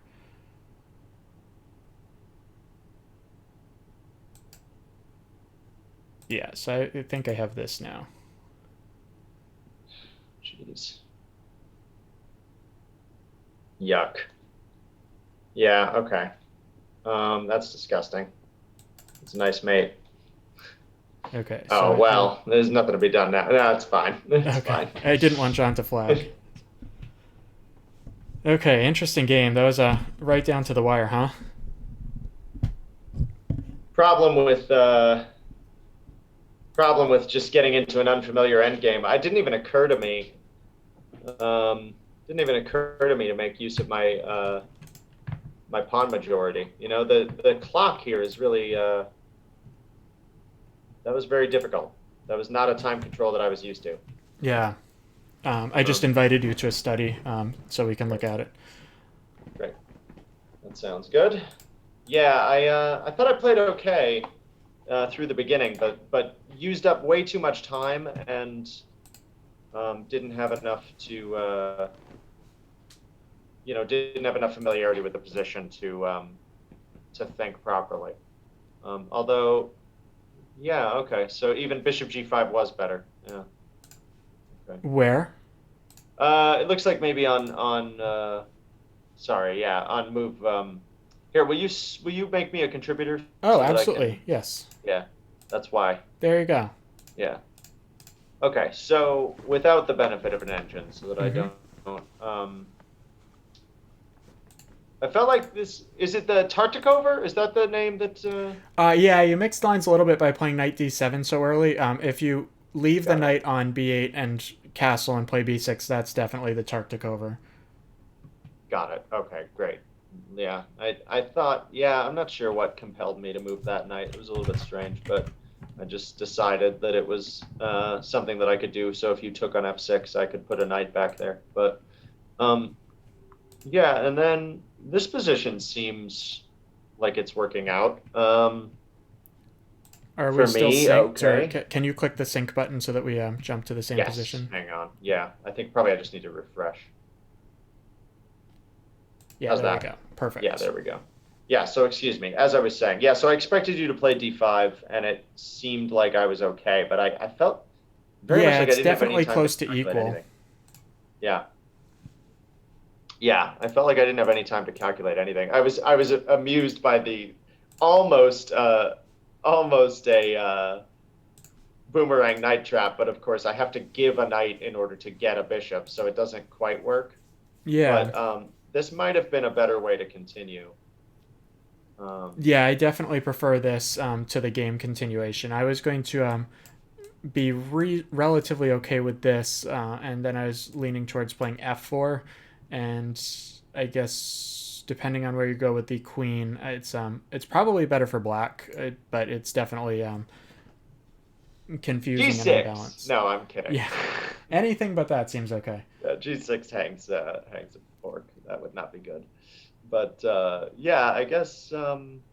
Yeah, I hadn't thought about this. I wish that I had taken that. I don't know. I think I was really getting very anxious with the time pressure I put myself in very quickly, and I think the yeah. main move in this position, if I'm remembering correctly, is to play queen e2 and just go for some sort of Isolani if you take right away. And this is generally, although I can also take with the knight, I'm never sure which way to go. It's kind of a double-edged position. I don't believe people generally take on d4 because it's an extra move for white. Right. Yeah, absolutely. Yeah, I didn't. No, I didn't think that was. So well, I guess we never got the opportunity. Yeah, exactly. I didn't listen to your calculating in It's here. okay. Did you... I was very muddy tonight. I was not. It was not good calculating. I'm very. Not. Yeah. I was not feeling my game tonight in the best way. Where's your thought about this? Oh, this is interesting. Yeah. So if I see. So I just to make the decision to take a move later. Mm-hmm. In other words, okay. Excuse me. Hang on. I've got to find the right line. This I kind of hate. I think. Yeah. Okay. Me too. So... Yeah. This looks terrible. I think for black, right? I mean, for one thing, you kept the piece I really wanted to get. Yeah. And for another, I've got multiple pieces hanging out in the wind, and still this knight is hanging. So, don't I just lose immediately? Like rook b8, for example. Then and I can take and take. And I yeah. can't, Mm-hmm. Yeah. Oh, I guess. Excuse me. That's not true. Rook b8. If knight takes, I can take here. Yes. Yeah. But then maybe queen h5 looks scary, or yeah. Yeah, you'd Queen have to h5, play knight h6. f6. Yeah. Maybe I'm okay. I still don't prefer this, but maybe it's Hmm. actually not so awful. I can probably also do this. I was looking at that. Yeah, I was looking at that instead of letting me take. Yeah, that seems good. Yeah, I don't think I have an answer to Okay. Yeah. that. I think the way you played was also reasonable. I really didn't want to trade queens. I know that you were comfortable going for some sort of endgame with a move like queen g4. Yeah, I can't believe that I didn't think about the fact that I have a 3-on-2. Like I just didn't even yeah, I just didn't even get there. I was so anxious about the time. It's just interesting. Like we do this Mm. again, I'll get a little more accustomed to the time control. But yeah, I mean, clearly I should be trying to move these pawns up the board because mine is you can correct me if I'm wrong on this, but a 3-on-2 should be a little bit better than the 4-on-3 because it's faster. Yeah, and it's further from the king. The trick is you have to get enough pieces off for that to be the case. Right. Right. Yeah. So I thought going for the queen trade made sense, especially in the time pressure. I feel good about this position. I think that's the wrong rook in hindsight. I think Mm. that's what I mean about not even thinking about it. So I was like, oh, Yeah. I don't know what my rook's doing over here, but he's pushing my pawn majority. Yeah, So I don't know. So if you do this rook, like then I might have this idea of knight d6. okay, but what's the difference? I'm not. There's no rook e8 to try and hit e3 and stop knight e4. Okay. Yeah. Yeah. Yeah. Okay. I see. I see. Interesting. Okay. Yeah, this all looked normal. Maybe you can play knight d3 right away. I'm not I sure. thought about, yes, I did think about that, and I think it probably would be a better plan. I was worried that I was giving you cover to double behind, Mm-hmm. maybe. That was my concern, was that maybe this is actually, I was worried this is playing into your hands Yeah, by that is giving a you a risk. shield. But I guess now I think about it, yeah, that's not actually true, is it? Yeah, I think I had fear bad, man. Like the more I think about it, I was like playing very scared Mm. because if you do this, then I get to push my pawns again, probably, and that's not good for you. So, yeah, some lessons to be learned there in terms of pessimism, I think, and I was saying it during the stream that I was playing not to lose, which is never a good sign. Right. Yeah, definitely. After f6, I was very comfortable. I think this is probably better for white slightly. The engine says Yeah, 0, but maybe plus 0.1, so I'll take it. Like, I'll consider that better for white, practically yeah, speaking. I can't play knight d3 anymore, and I'm behind on the king race to the center. B4 was a good idea, and I should do something to control that. Maybe Yeah, you know what? is it what like it's yeah, of course the engine says it's completely drawing after you take on b4. So it's Right. I mean, I'm sure Yeah, that there are a million defensive ideas, but just practically speaking, it looked like a move I really had to try.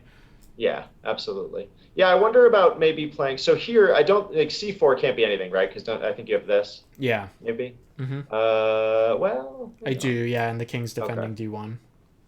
Right. Okay. Yes, you'd be okay there. Right. You can take with king. Yeah. Hmm. Okay. That's what I was just thinking about was trading rooks. But yeah. So that's no good. And I sort of had a sense that the best defense had to be to take it. But I wonder if actually instead of king f7, I should just. Right. This would put an end to your precious little field trip. Well, I don't Um. have to play that either because now your majority is kind of held back because of the pin. Yeah. That's Like true. I can That is consider a true. move like a3 or a4. Right. Yeah. Maybe. I Yeah. would probably Yeah. play It's true. g4 to No, I expand. see what you mean. A5 is really playing not to lose again, right? Like okay, Right. very Well, yeah. solid, Now, right? now But you now could I very can't well move be it. worse. Yeah, exactly. Yeah, that's interesting, right? Oh, I'm so secure, but I can't move my win condition. Well, yeah, and it's even worse now because now if we trade all the rooks, my king's very close, and if the king gets to b5, that's totally over, and your king's still back on g8. Yeah, that makes sense. That makes sense. Yeah, okay. Yeah, end games. Yeah. Okay, so sorry, you were saying maybe knight to g4, you're thinking. No, not. I definitely Oh, not. no. I don't. Yeah, it's. Okay, Um, right. Okay, so I think trading's fine. I'm not really sure what else to yeah, do. no, I think Yeah, and I saw all of this, but I think maybe King E6 was better and let the pawns go, but it just seemed Yeah, like, that's very hard to play. I yeah, wanted it to seemed so include brutal. this move first because it kind of takes away the a5 square from you and gives me the c5 square, so I thought that was a laudable goal. Mm, If you mm. play this, I might take on b4. I hadn't decided, but I'd probably take Yeah, on a7 now. it's worth mentioning for the benefit of the stream. Mm, I assume we are still streaming. yes. Okay, it's worth mentioning for the benefit of the stream then that Rook C8 is a game loser. Yes, I mentioned that as well on the. Oh, during the I see. Yeah, Yes, so yep. they've heard you already. Okay, yeah, I didn't yeah, show it, obviously, because right, it was there for a split second, and you right, correctly avoided that. yeah, yeah. That was no, thank you. Yeah. Um, I decided to lose a different way. yeah, so the evaluation is minus zero point 0.3, minus zero point 0.4, or somewhere in that vicinity. So I'll, like, yeah, you're up a pawn, but I think I like the practical chances for white. Yeah, it's starting to get more dangerous, certainly. Okay, so B5 and all right. So it sounds like I haven't played the game loser yet, then. Definitely not. Okay, now G4. Yeah, so I thought at some Hey, moment you had to go h6. yeah, yeah, It's hard to yeah. say when. I was trying to get active. I just wanted to put the rook, just try and give you something that you had to think about. Mm-hmm. But yeah, I underestimated how quickly that mate could come. That was really impressive how quickly that got Yeah. unstoppable. I mean, at the last move, I don't think there was a defense, right? Did I miss something? There might have been g6 at some, like, a couple moves before that, but, like, certainly the last position, it was a, a hanging rook and mate. Yeah, oh, yeah, yeah, yeah. Well, that was actually unfortunately a mouse slip in time. Oh, okay. I meant to at least play rook f8 and to be able to sack the exchange to stay alive. I see. But it I just wasn't yeah, sure if you had rook c2 and then g6. right.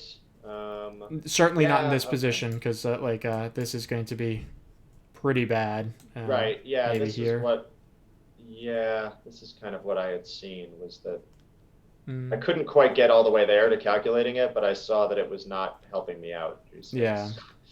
G6. But yeah, that's interesting. Does that go all the way to mate? I didn't see it, but I wouldn't be surprised either. I guess not, right? Not quite. It's not looking good though. Yeah, I think Not looking good. it practically speaking, it should be losing. Yeah, and I can't defend that pawn, right? If I even try, right? Rook Yeah, G7 check, King H8, Knight F7 mate. this would be a cute way to finish. That would be embarrassing. I would not let such a thing happen on my watch. Thank you very much. Excellent. I would rather flag than lose that way. Yeah. Um, Again, I okay. hadn't really seen anything concrete, but I figured at least put the burden on you to find g6 and see if there was a defense or not. The other thing Yeah. that I was considering after g6 would be knight e8, take on f6, and then I have mating ideas on h7. Yeah. Um, Absolutely. you might have Absolutely. this though, so again, I'm not sure, and it's probably safer to go for that line with h6 with the h6 pawn. Yeah. Well, I have to say, not happy with my play overall, but Yeah, pretty happy with the only +7. traditional That's Queen's okay. Gambit declined. I was kind of, I mean, I know I didn't play it quite right, but I was sort of happy that we were able to do something that looked very traditional in the end, right? I Yeah, thought I there were some agree. pretty typical Yep. ideas. So that hopefully to the benefit of the stream. They were definitely, before I sound too patronizing, they were definitely of benefit to me. I learned from that. I remember when I used to play the Queen's Gambit declined all the time, and when we were in high school, that Mm. was always was my answer, right? Just d5 to d4. But I remember very distinctly that I never understood how to solve these light squared bishop problems. So I've gained at least that much since then. Yeah, Um, definitely. okay. Well, how are you feeling? I think Nate is still around, but I recognize we are, it's 10:30. Yeah, if he is Um, still around, there's still another quarter of this depressing-looking Patriots game, so I'm happy to play and do commentary, oh, even if you're not going to stick around. oh, are we losing? We are. Alas. Sorry, no spoilers. Oh dear. Oh dear. All right. Well, we'll see what happens there. Yeah. Yeah. Nate, if you're still around and looking to play, give me a shout in the chat here. Show yourself.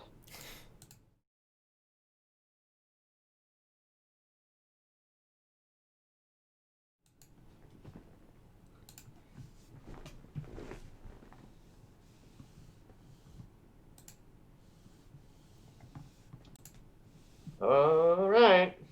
All right, and I think he's going to lose his privilege. Yeah. Yeah, we're going to take a brief break, Oh, and oh, while wait, we set up, oh. while John sets up this call, and then we'll be right back.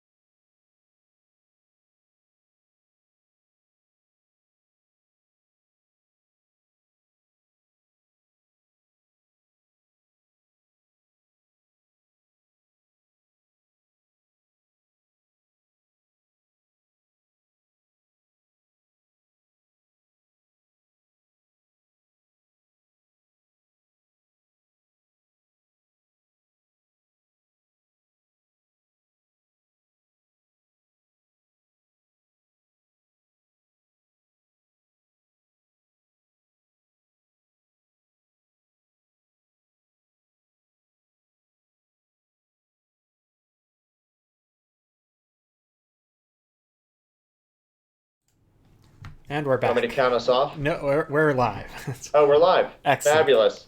Welcome back. We are once again Acceptable Chess. returning with National Master Andrew Hoy as he takes on all comers. Nate Humphrey is another friend of the stream who has come on to try his luck. Nate, you took up chess in a serious way fairly recently, right? Within the last year or so. Is that accurate? Oh, is he here? He's muted. Oh, you're muted. Yeah, I muted myself because I didn't want to ruin the commentary. Yeah, I took it up, during quarantine, I'd say. Right, absolutely. Okay, well, best of luck to you. This will be, I think, the last game of the evening. But I'll make some comments where I see fit, but I think we're mostly here to hear Andrew's Oh, certainly. holding forth. So best of luck. But yeah, feel free to share anything that you are thinking about during the game, Nate. Andrew will take care of the audio, I think. Okay, perfect.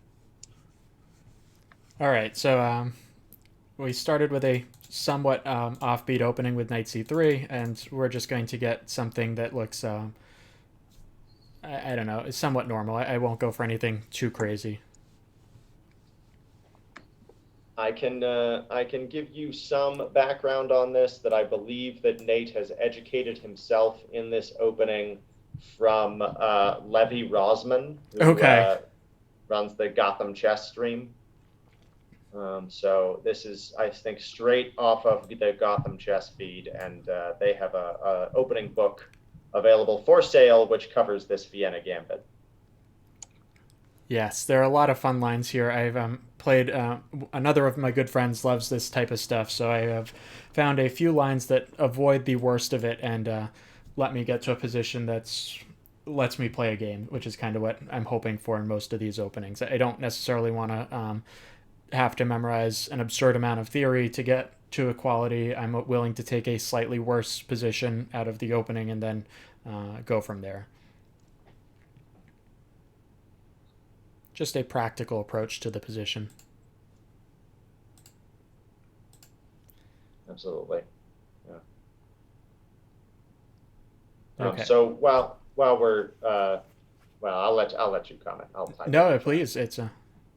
No, it's all right. I was there are questions in the chat I want to deal with, so I will answer those while you. Okay. Yeah. So I'm going to at least consider castling queenside here. Haven't decided if we'll actually do it or not. I do have a better pawn structure, so I have that advantage in exchange for the lack of development and the nice d4 square that I've given to white, at least for the time being.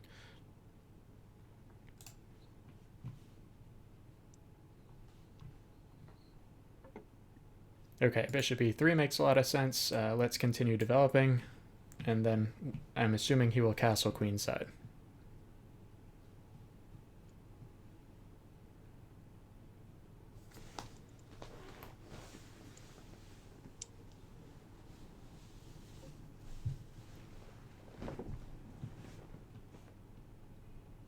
Okay.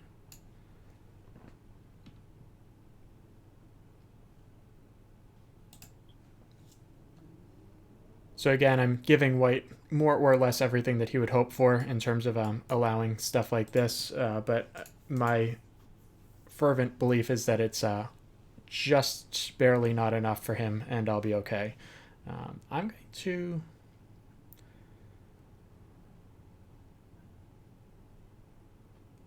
let him take the a7 pawn, I think, although I haven't decided for sure. So I can either play a6, which runs into knight d4, and then there are some really, truly crazy lines after I take the bishop. I could also play king b8, and then if he takes and takes on a7 with check, the bishop pair is nice for black, even though I have given up a pawn.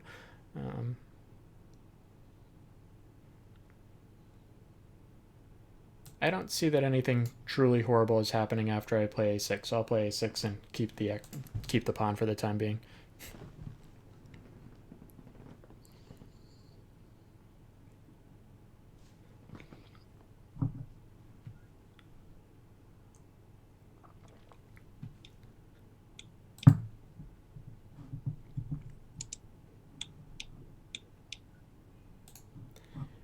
Do I feel cramped right now? Yeah, I do feel a little bit cramped. It's not a terrible amount of cramping, though, because I have been able to castle and connect to rooks. I do have to figure out what to do about this e5 pawn. It's a weakness that I can target, so if the bishop moves away, I would happily take that. And I think that by forcing this exchange, I'll be reasonably comfortable, even though I'm going to make a whole bunch of moves with my queen before I can claim that I'm done developing. So like here, I'm going to go right back to d7.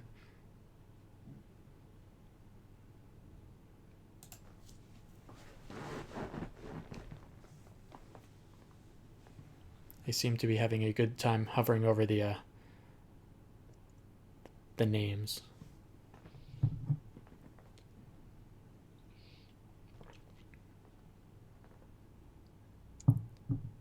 Okay, so this is a good chance for white to castle. He does. I think that's the strongest move by far, and now I have to decide how I want to finish unwinding. So I could play bishop c5. The point is that if he plays knight takes e6, I take on e3, and he's compelled to take back with the queen. And then I would probably take with the queen on e6. If he plays a move like b4, I can go back to b6. And even if we trade off everything, I'm going to be able to take on e3 and hit the queen. I probably would not want to take on d4 without something else happening, just because that is a large weakness, and I don't see any other discovered attacks on the bishop that I would have to worry about. So bishop c5 is a normal move that's kind of normal in a Scotch type of position. I don't like f6. I think that makes e6 too weak, and it really doesn't do great things for my light squares. If anything, I might play rook f8, and then I'd think about playing f6. Yeah, that makes sense, right? As part of a concerted peace strategy, it maybe has more justification than just to trade off that pawn. Yeah, exactly. Andrew, we have a question that is completely off topic, but Tyler wants to know if you, I'm not sure I was master of this, but whether you could actually neatly summarize the strategy of the Queen's Gambit declined. But we can maybe talk about that after this game is over. For black. Yeah, I think it really comes down to making a couple of trades to uncramp the position, because at least initially the knights are on the 7th rank, the bishop goes to b7 or e6, the other bishop's on e7, and then playing for the long-term structural advantages that you might have if you end up with a 3-on-2 on the queen side. Got it. Yeah, so understanding that endgame is a key part of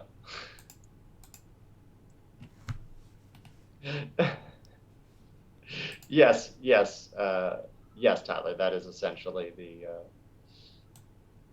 yeah, right. So that endgame was apparently, no surprise, very thematic, and it was just my lack of experience in playing that opening that and the short time control. I'd like to think that I would have discovered a 3-on-2 eventually. Yes, exactly.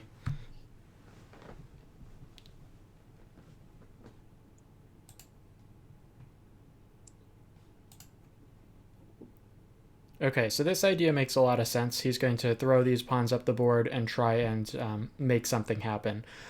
I am now thinking about the somewhat surprising looking move of c5.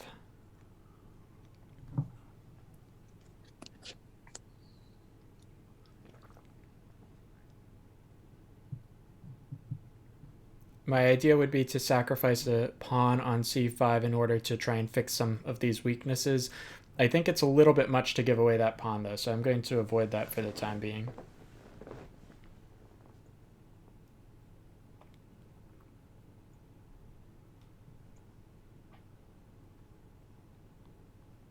Maybe I'll play a5. I know that looks a little bit crazy as well. I am just trying to do something to take advantage of these doubled c-pawns, which are very far back.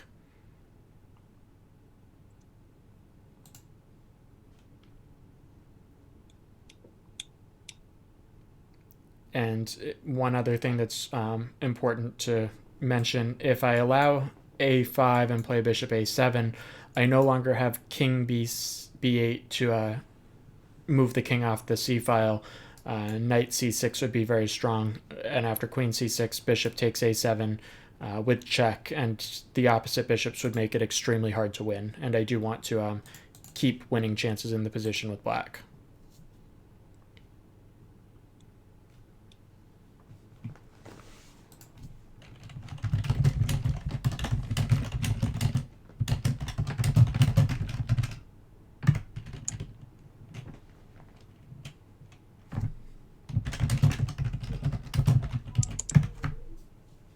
All right, so we'll see what he plays. If he plays b5, I'm very comfortable there. I think that kind of locks down the queen side, and I'm not really worried about anything at this point.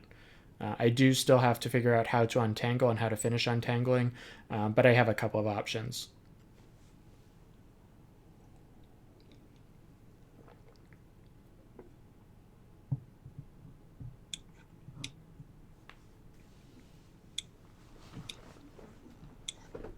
All right, so now that I really don't have to worry about getting checkmated over here, now I can think about if I want to play for a move like f6, which looks natural to break up the structure. I suppose I would start with the rook f8 if I wanted to do that. I do have to calculate what happens after knight e6, but rook f8, knight e6, bishop e3. If he tries knight f8, which does hit the queen, so it's at least something to worry about, I have bishop takes f2 with check, which would win.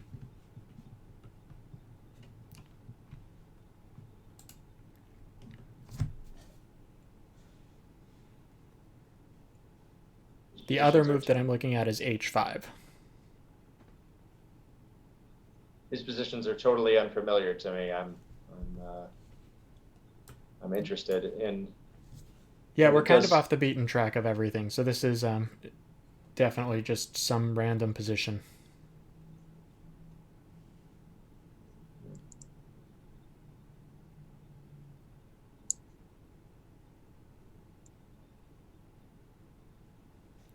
All right, so the idea of h5 is to, of course, continue to push this and see how far we get. Once again, I don't have to worry about knight discovery because I take on e3, and it really compels the recapture. Unless he can move the knight with check, he's forced to take back because otherwise bishop takes f2 comes with check. So let's keep marching this pawn up the board and see if we can make something happen. Tyler, I think you'll find when we get to the French and the Sicilian that there are a little bit more in the way of personality themes for black, especially the Sicilian. There are a lot of winning chances for black in that opening. And you might find that it feels a little bit more like you understand who this character is, the Sicilian defense, as opposed to these old solid lines of the Queen's Gambit Decline, right? It comes from a very solid place, which is why it might seem a little bit lacking in personality. Yeah, that's a fair assessment. All right, so Nate is trying to infiltrate on or on f7, excuse me. I have to notice that the queen really doesn't have any good squares after rook f7. So I want to do, even if I play a move like h3, I believe rook f7 is still a very strong move. If I take on g2, he can take back with the king, and my queen is really out of good squares.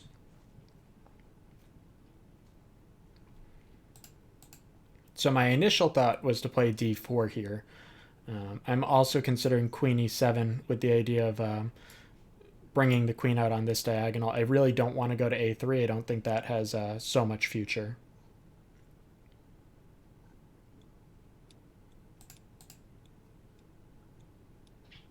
Yeah, let's play d4. I think I am out of time to wait around and do something very slow.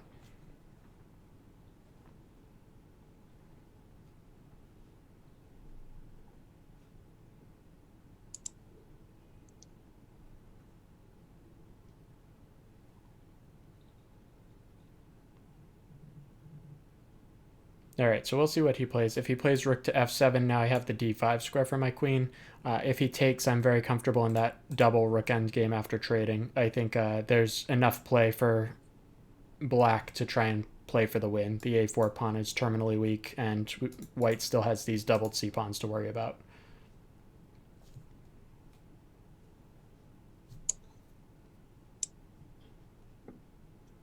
Okay, so he does go for rook f7. And I don't see anything better than queen to d5 here.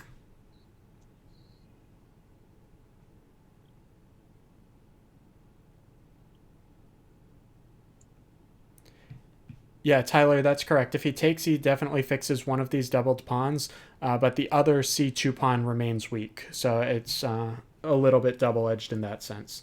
All right, so I'm not sure if that's the best move. I think he probably should have taken on d4 first before trying rook g7. So this is probably the opportunity that I have to try and win, and I'm going to have to do it accurately. So I'm going to have to spend a moment looking. I think that the most correct way to play would be to take on e5, and then I have these nice center pawns. I could also take on c3, but I think that allowing queen a7 is just a little bit ridiculous. So let's take on e5, and we'll see what he plays.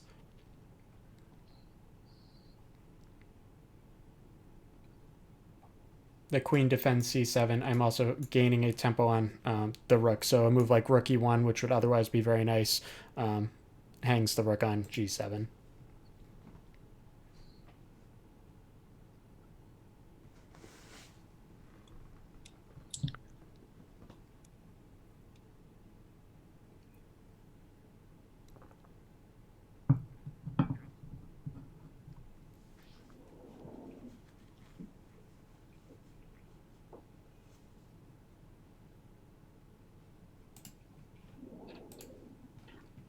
John, any thoughts on this position so far? I was sorry, I was addressing a question in the chat, but yeah, I had realized I have been very quiet, but the shortness of the time control and the combination of feeling a little bit uncertain makes me hold back. One of the things that I've been thinking about a lot tonight is just how much I like your position, but things are always a bit of a hair's breadth away from going really badly. Just one example that I was thinking about is that, for example, there's no good reason to do it, of course, but resolving the tension by taking on c3 and letting queen a7 happen would be fatal. Right. And I'm just sort of always intrigued by these things about even when things are going very well, it's important to recognize that you're always a little bit diffusing a bomb when you're playing against somebody who's trying their best. Absolutely. That's the thing that strikes me the most about this game and your game against Lenny as well. Yeah, so I do now have the option of allowing queen a7. I'm more inclined to play h3, at least here. I think the h3 pawn is a nice attacking piece, and we'll just leave it there. And it kind of forces him to respond quickly. If a move like rook d4, that looks like it's giving up an awful lot after I get to take here on g2. Yes, yeah, I think so. Yeah, and I think you probably, even if rook d4 takes on g2 and rook takes d8 check, I think you probably, well, let me ask you rather than take. Yeah. How are you planning on taking back there? I think I'd have to take with the rook. Allowing king takes queen f6 would be a little bit much. Yeah, I see. Yeah, you don't want to be letting go of the queens. That spoils the whole idea. It does. Okay, so now I think I'm going to seriously consider this taking on c3 move.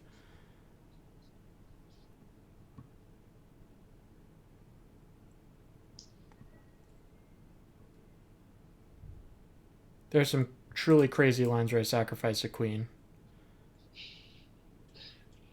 Go for it. It doesn't look like it's quite enough, though, so probably not. Yeah, that looks a little bit rich.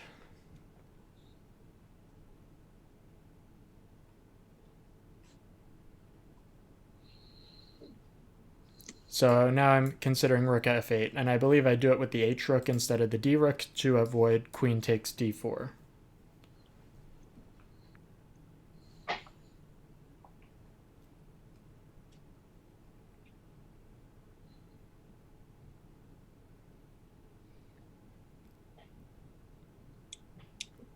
Yeah, let's play rook f8.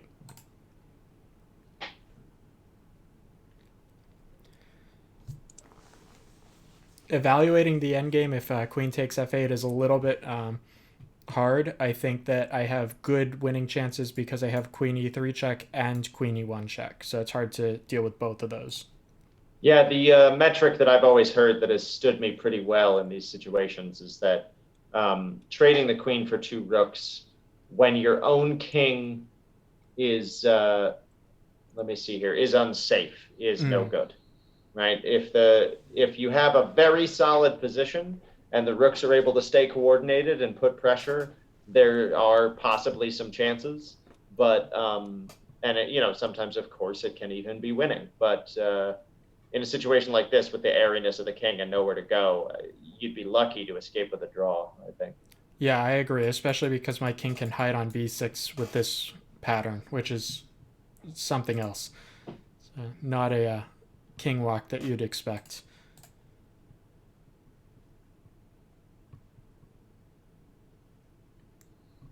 So if he plays a move like queen e1, I have to decide what to do. My initial thought was to play queen c5 to line up with this discovery and just allow queen takes e6 check and then hide the king on b8. And I'm really not sure what's going on there, but it looks like a lot of fun.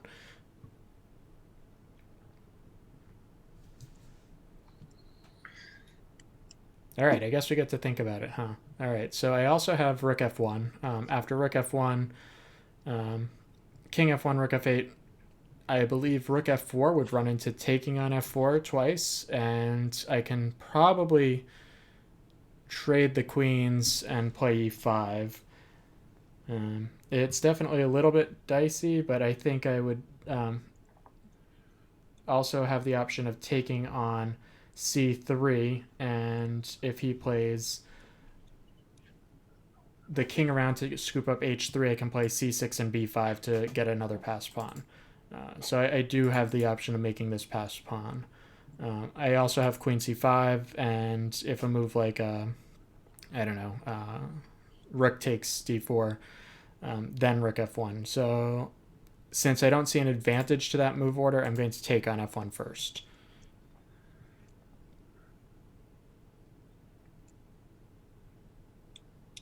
I think Nate's played pretty well here, actually, all told. Definitely. I've seen, especially given his games in the weekly tournament, I've definitely seen a lot messier. It seems like he's bringing his A game. Yeah, this is still a scary position for the king. The g2 square is a very tender square, so I'm going to have to find some way to slide in over there.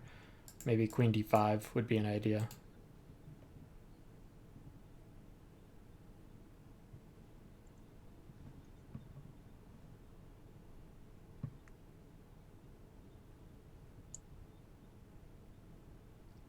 And we're both very low on time now, and with only a 5-second increment, it's going to more or less be a time scramble now. So I did not see anything better than queen e3 now. Although queen c5 is also interesting.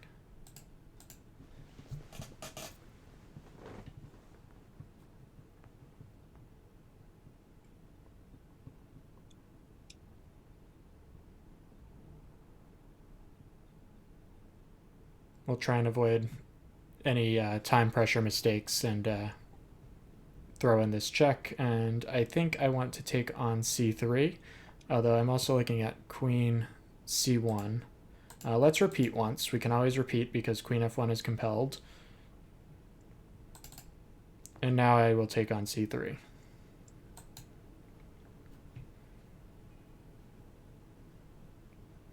So I think it's very useful to repeat moves when you have the opportunity to.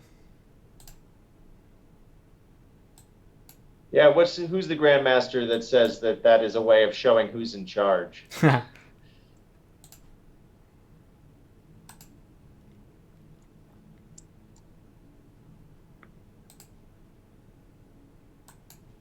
Okay, so I've kind of hoovered up all the pawns, and this looks like it should be winning now. I think I even have this move: Queen G2, take D3, and he's too slow to get back. So this looks like the cleanest way to finish it off. It's checkmate. Or it would be in many scholastic tournaments. Mm. Where it is checkmate if you agree to it. So the only idea is rook f6 to f1, and even that is a little bit too slow.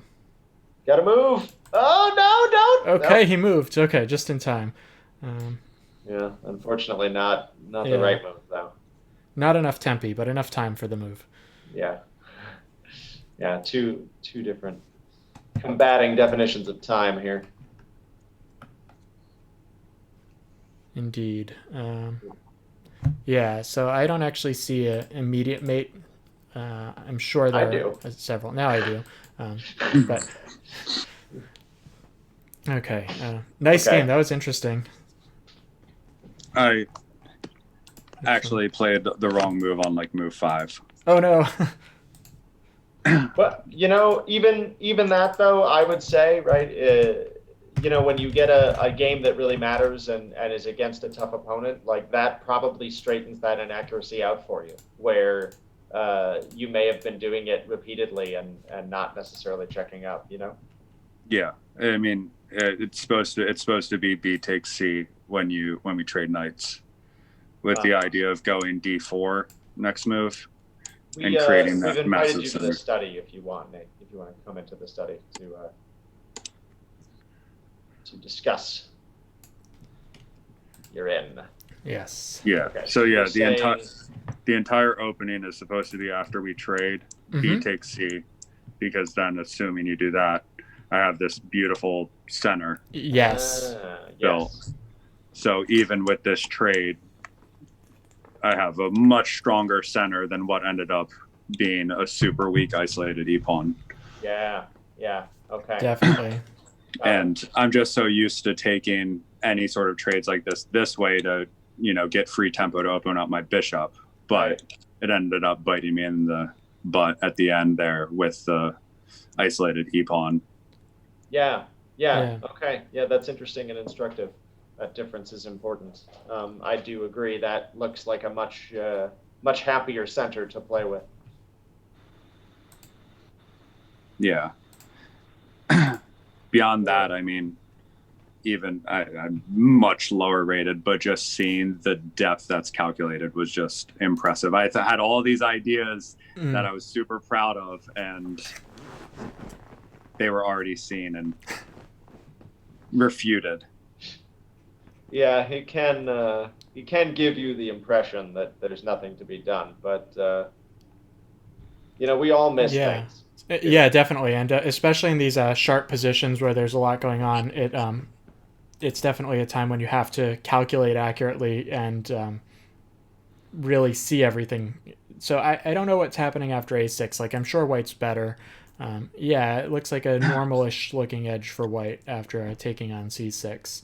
I was actually thinking of being crazy here and taking on a6 and just trying to blow up your pawn structure. But Yeah, I looked at this too. Unfortunately, I don't see any way to continue the attack. I think I'm going to be able to move the knight probably to take e5 and then play c5, and I don't think there's any issues for black. Yeah, and my one thought was if I play bishop a7, but you don't have to take that. Right. Yeah. Yeah. In Right, fact, yeah, I play that king is- b7. Right. So that's what made me go away from that line.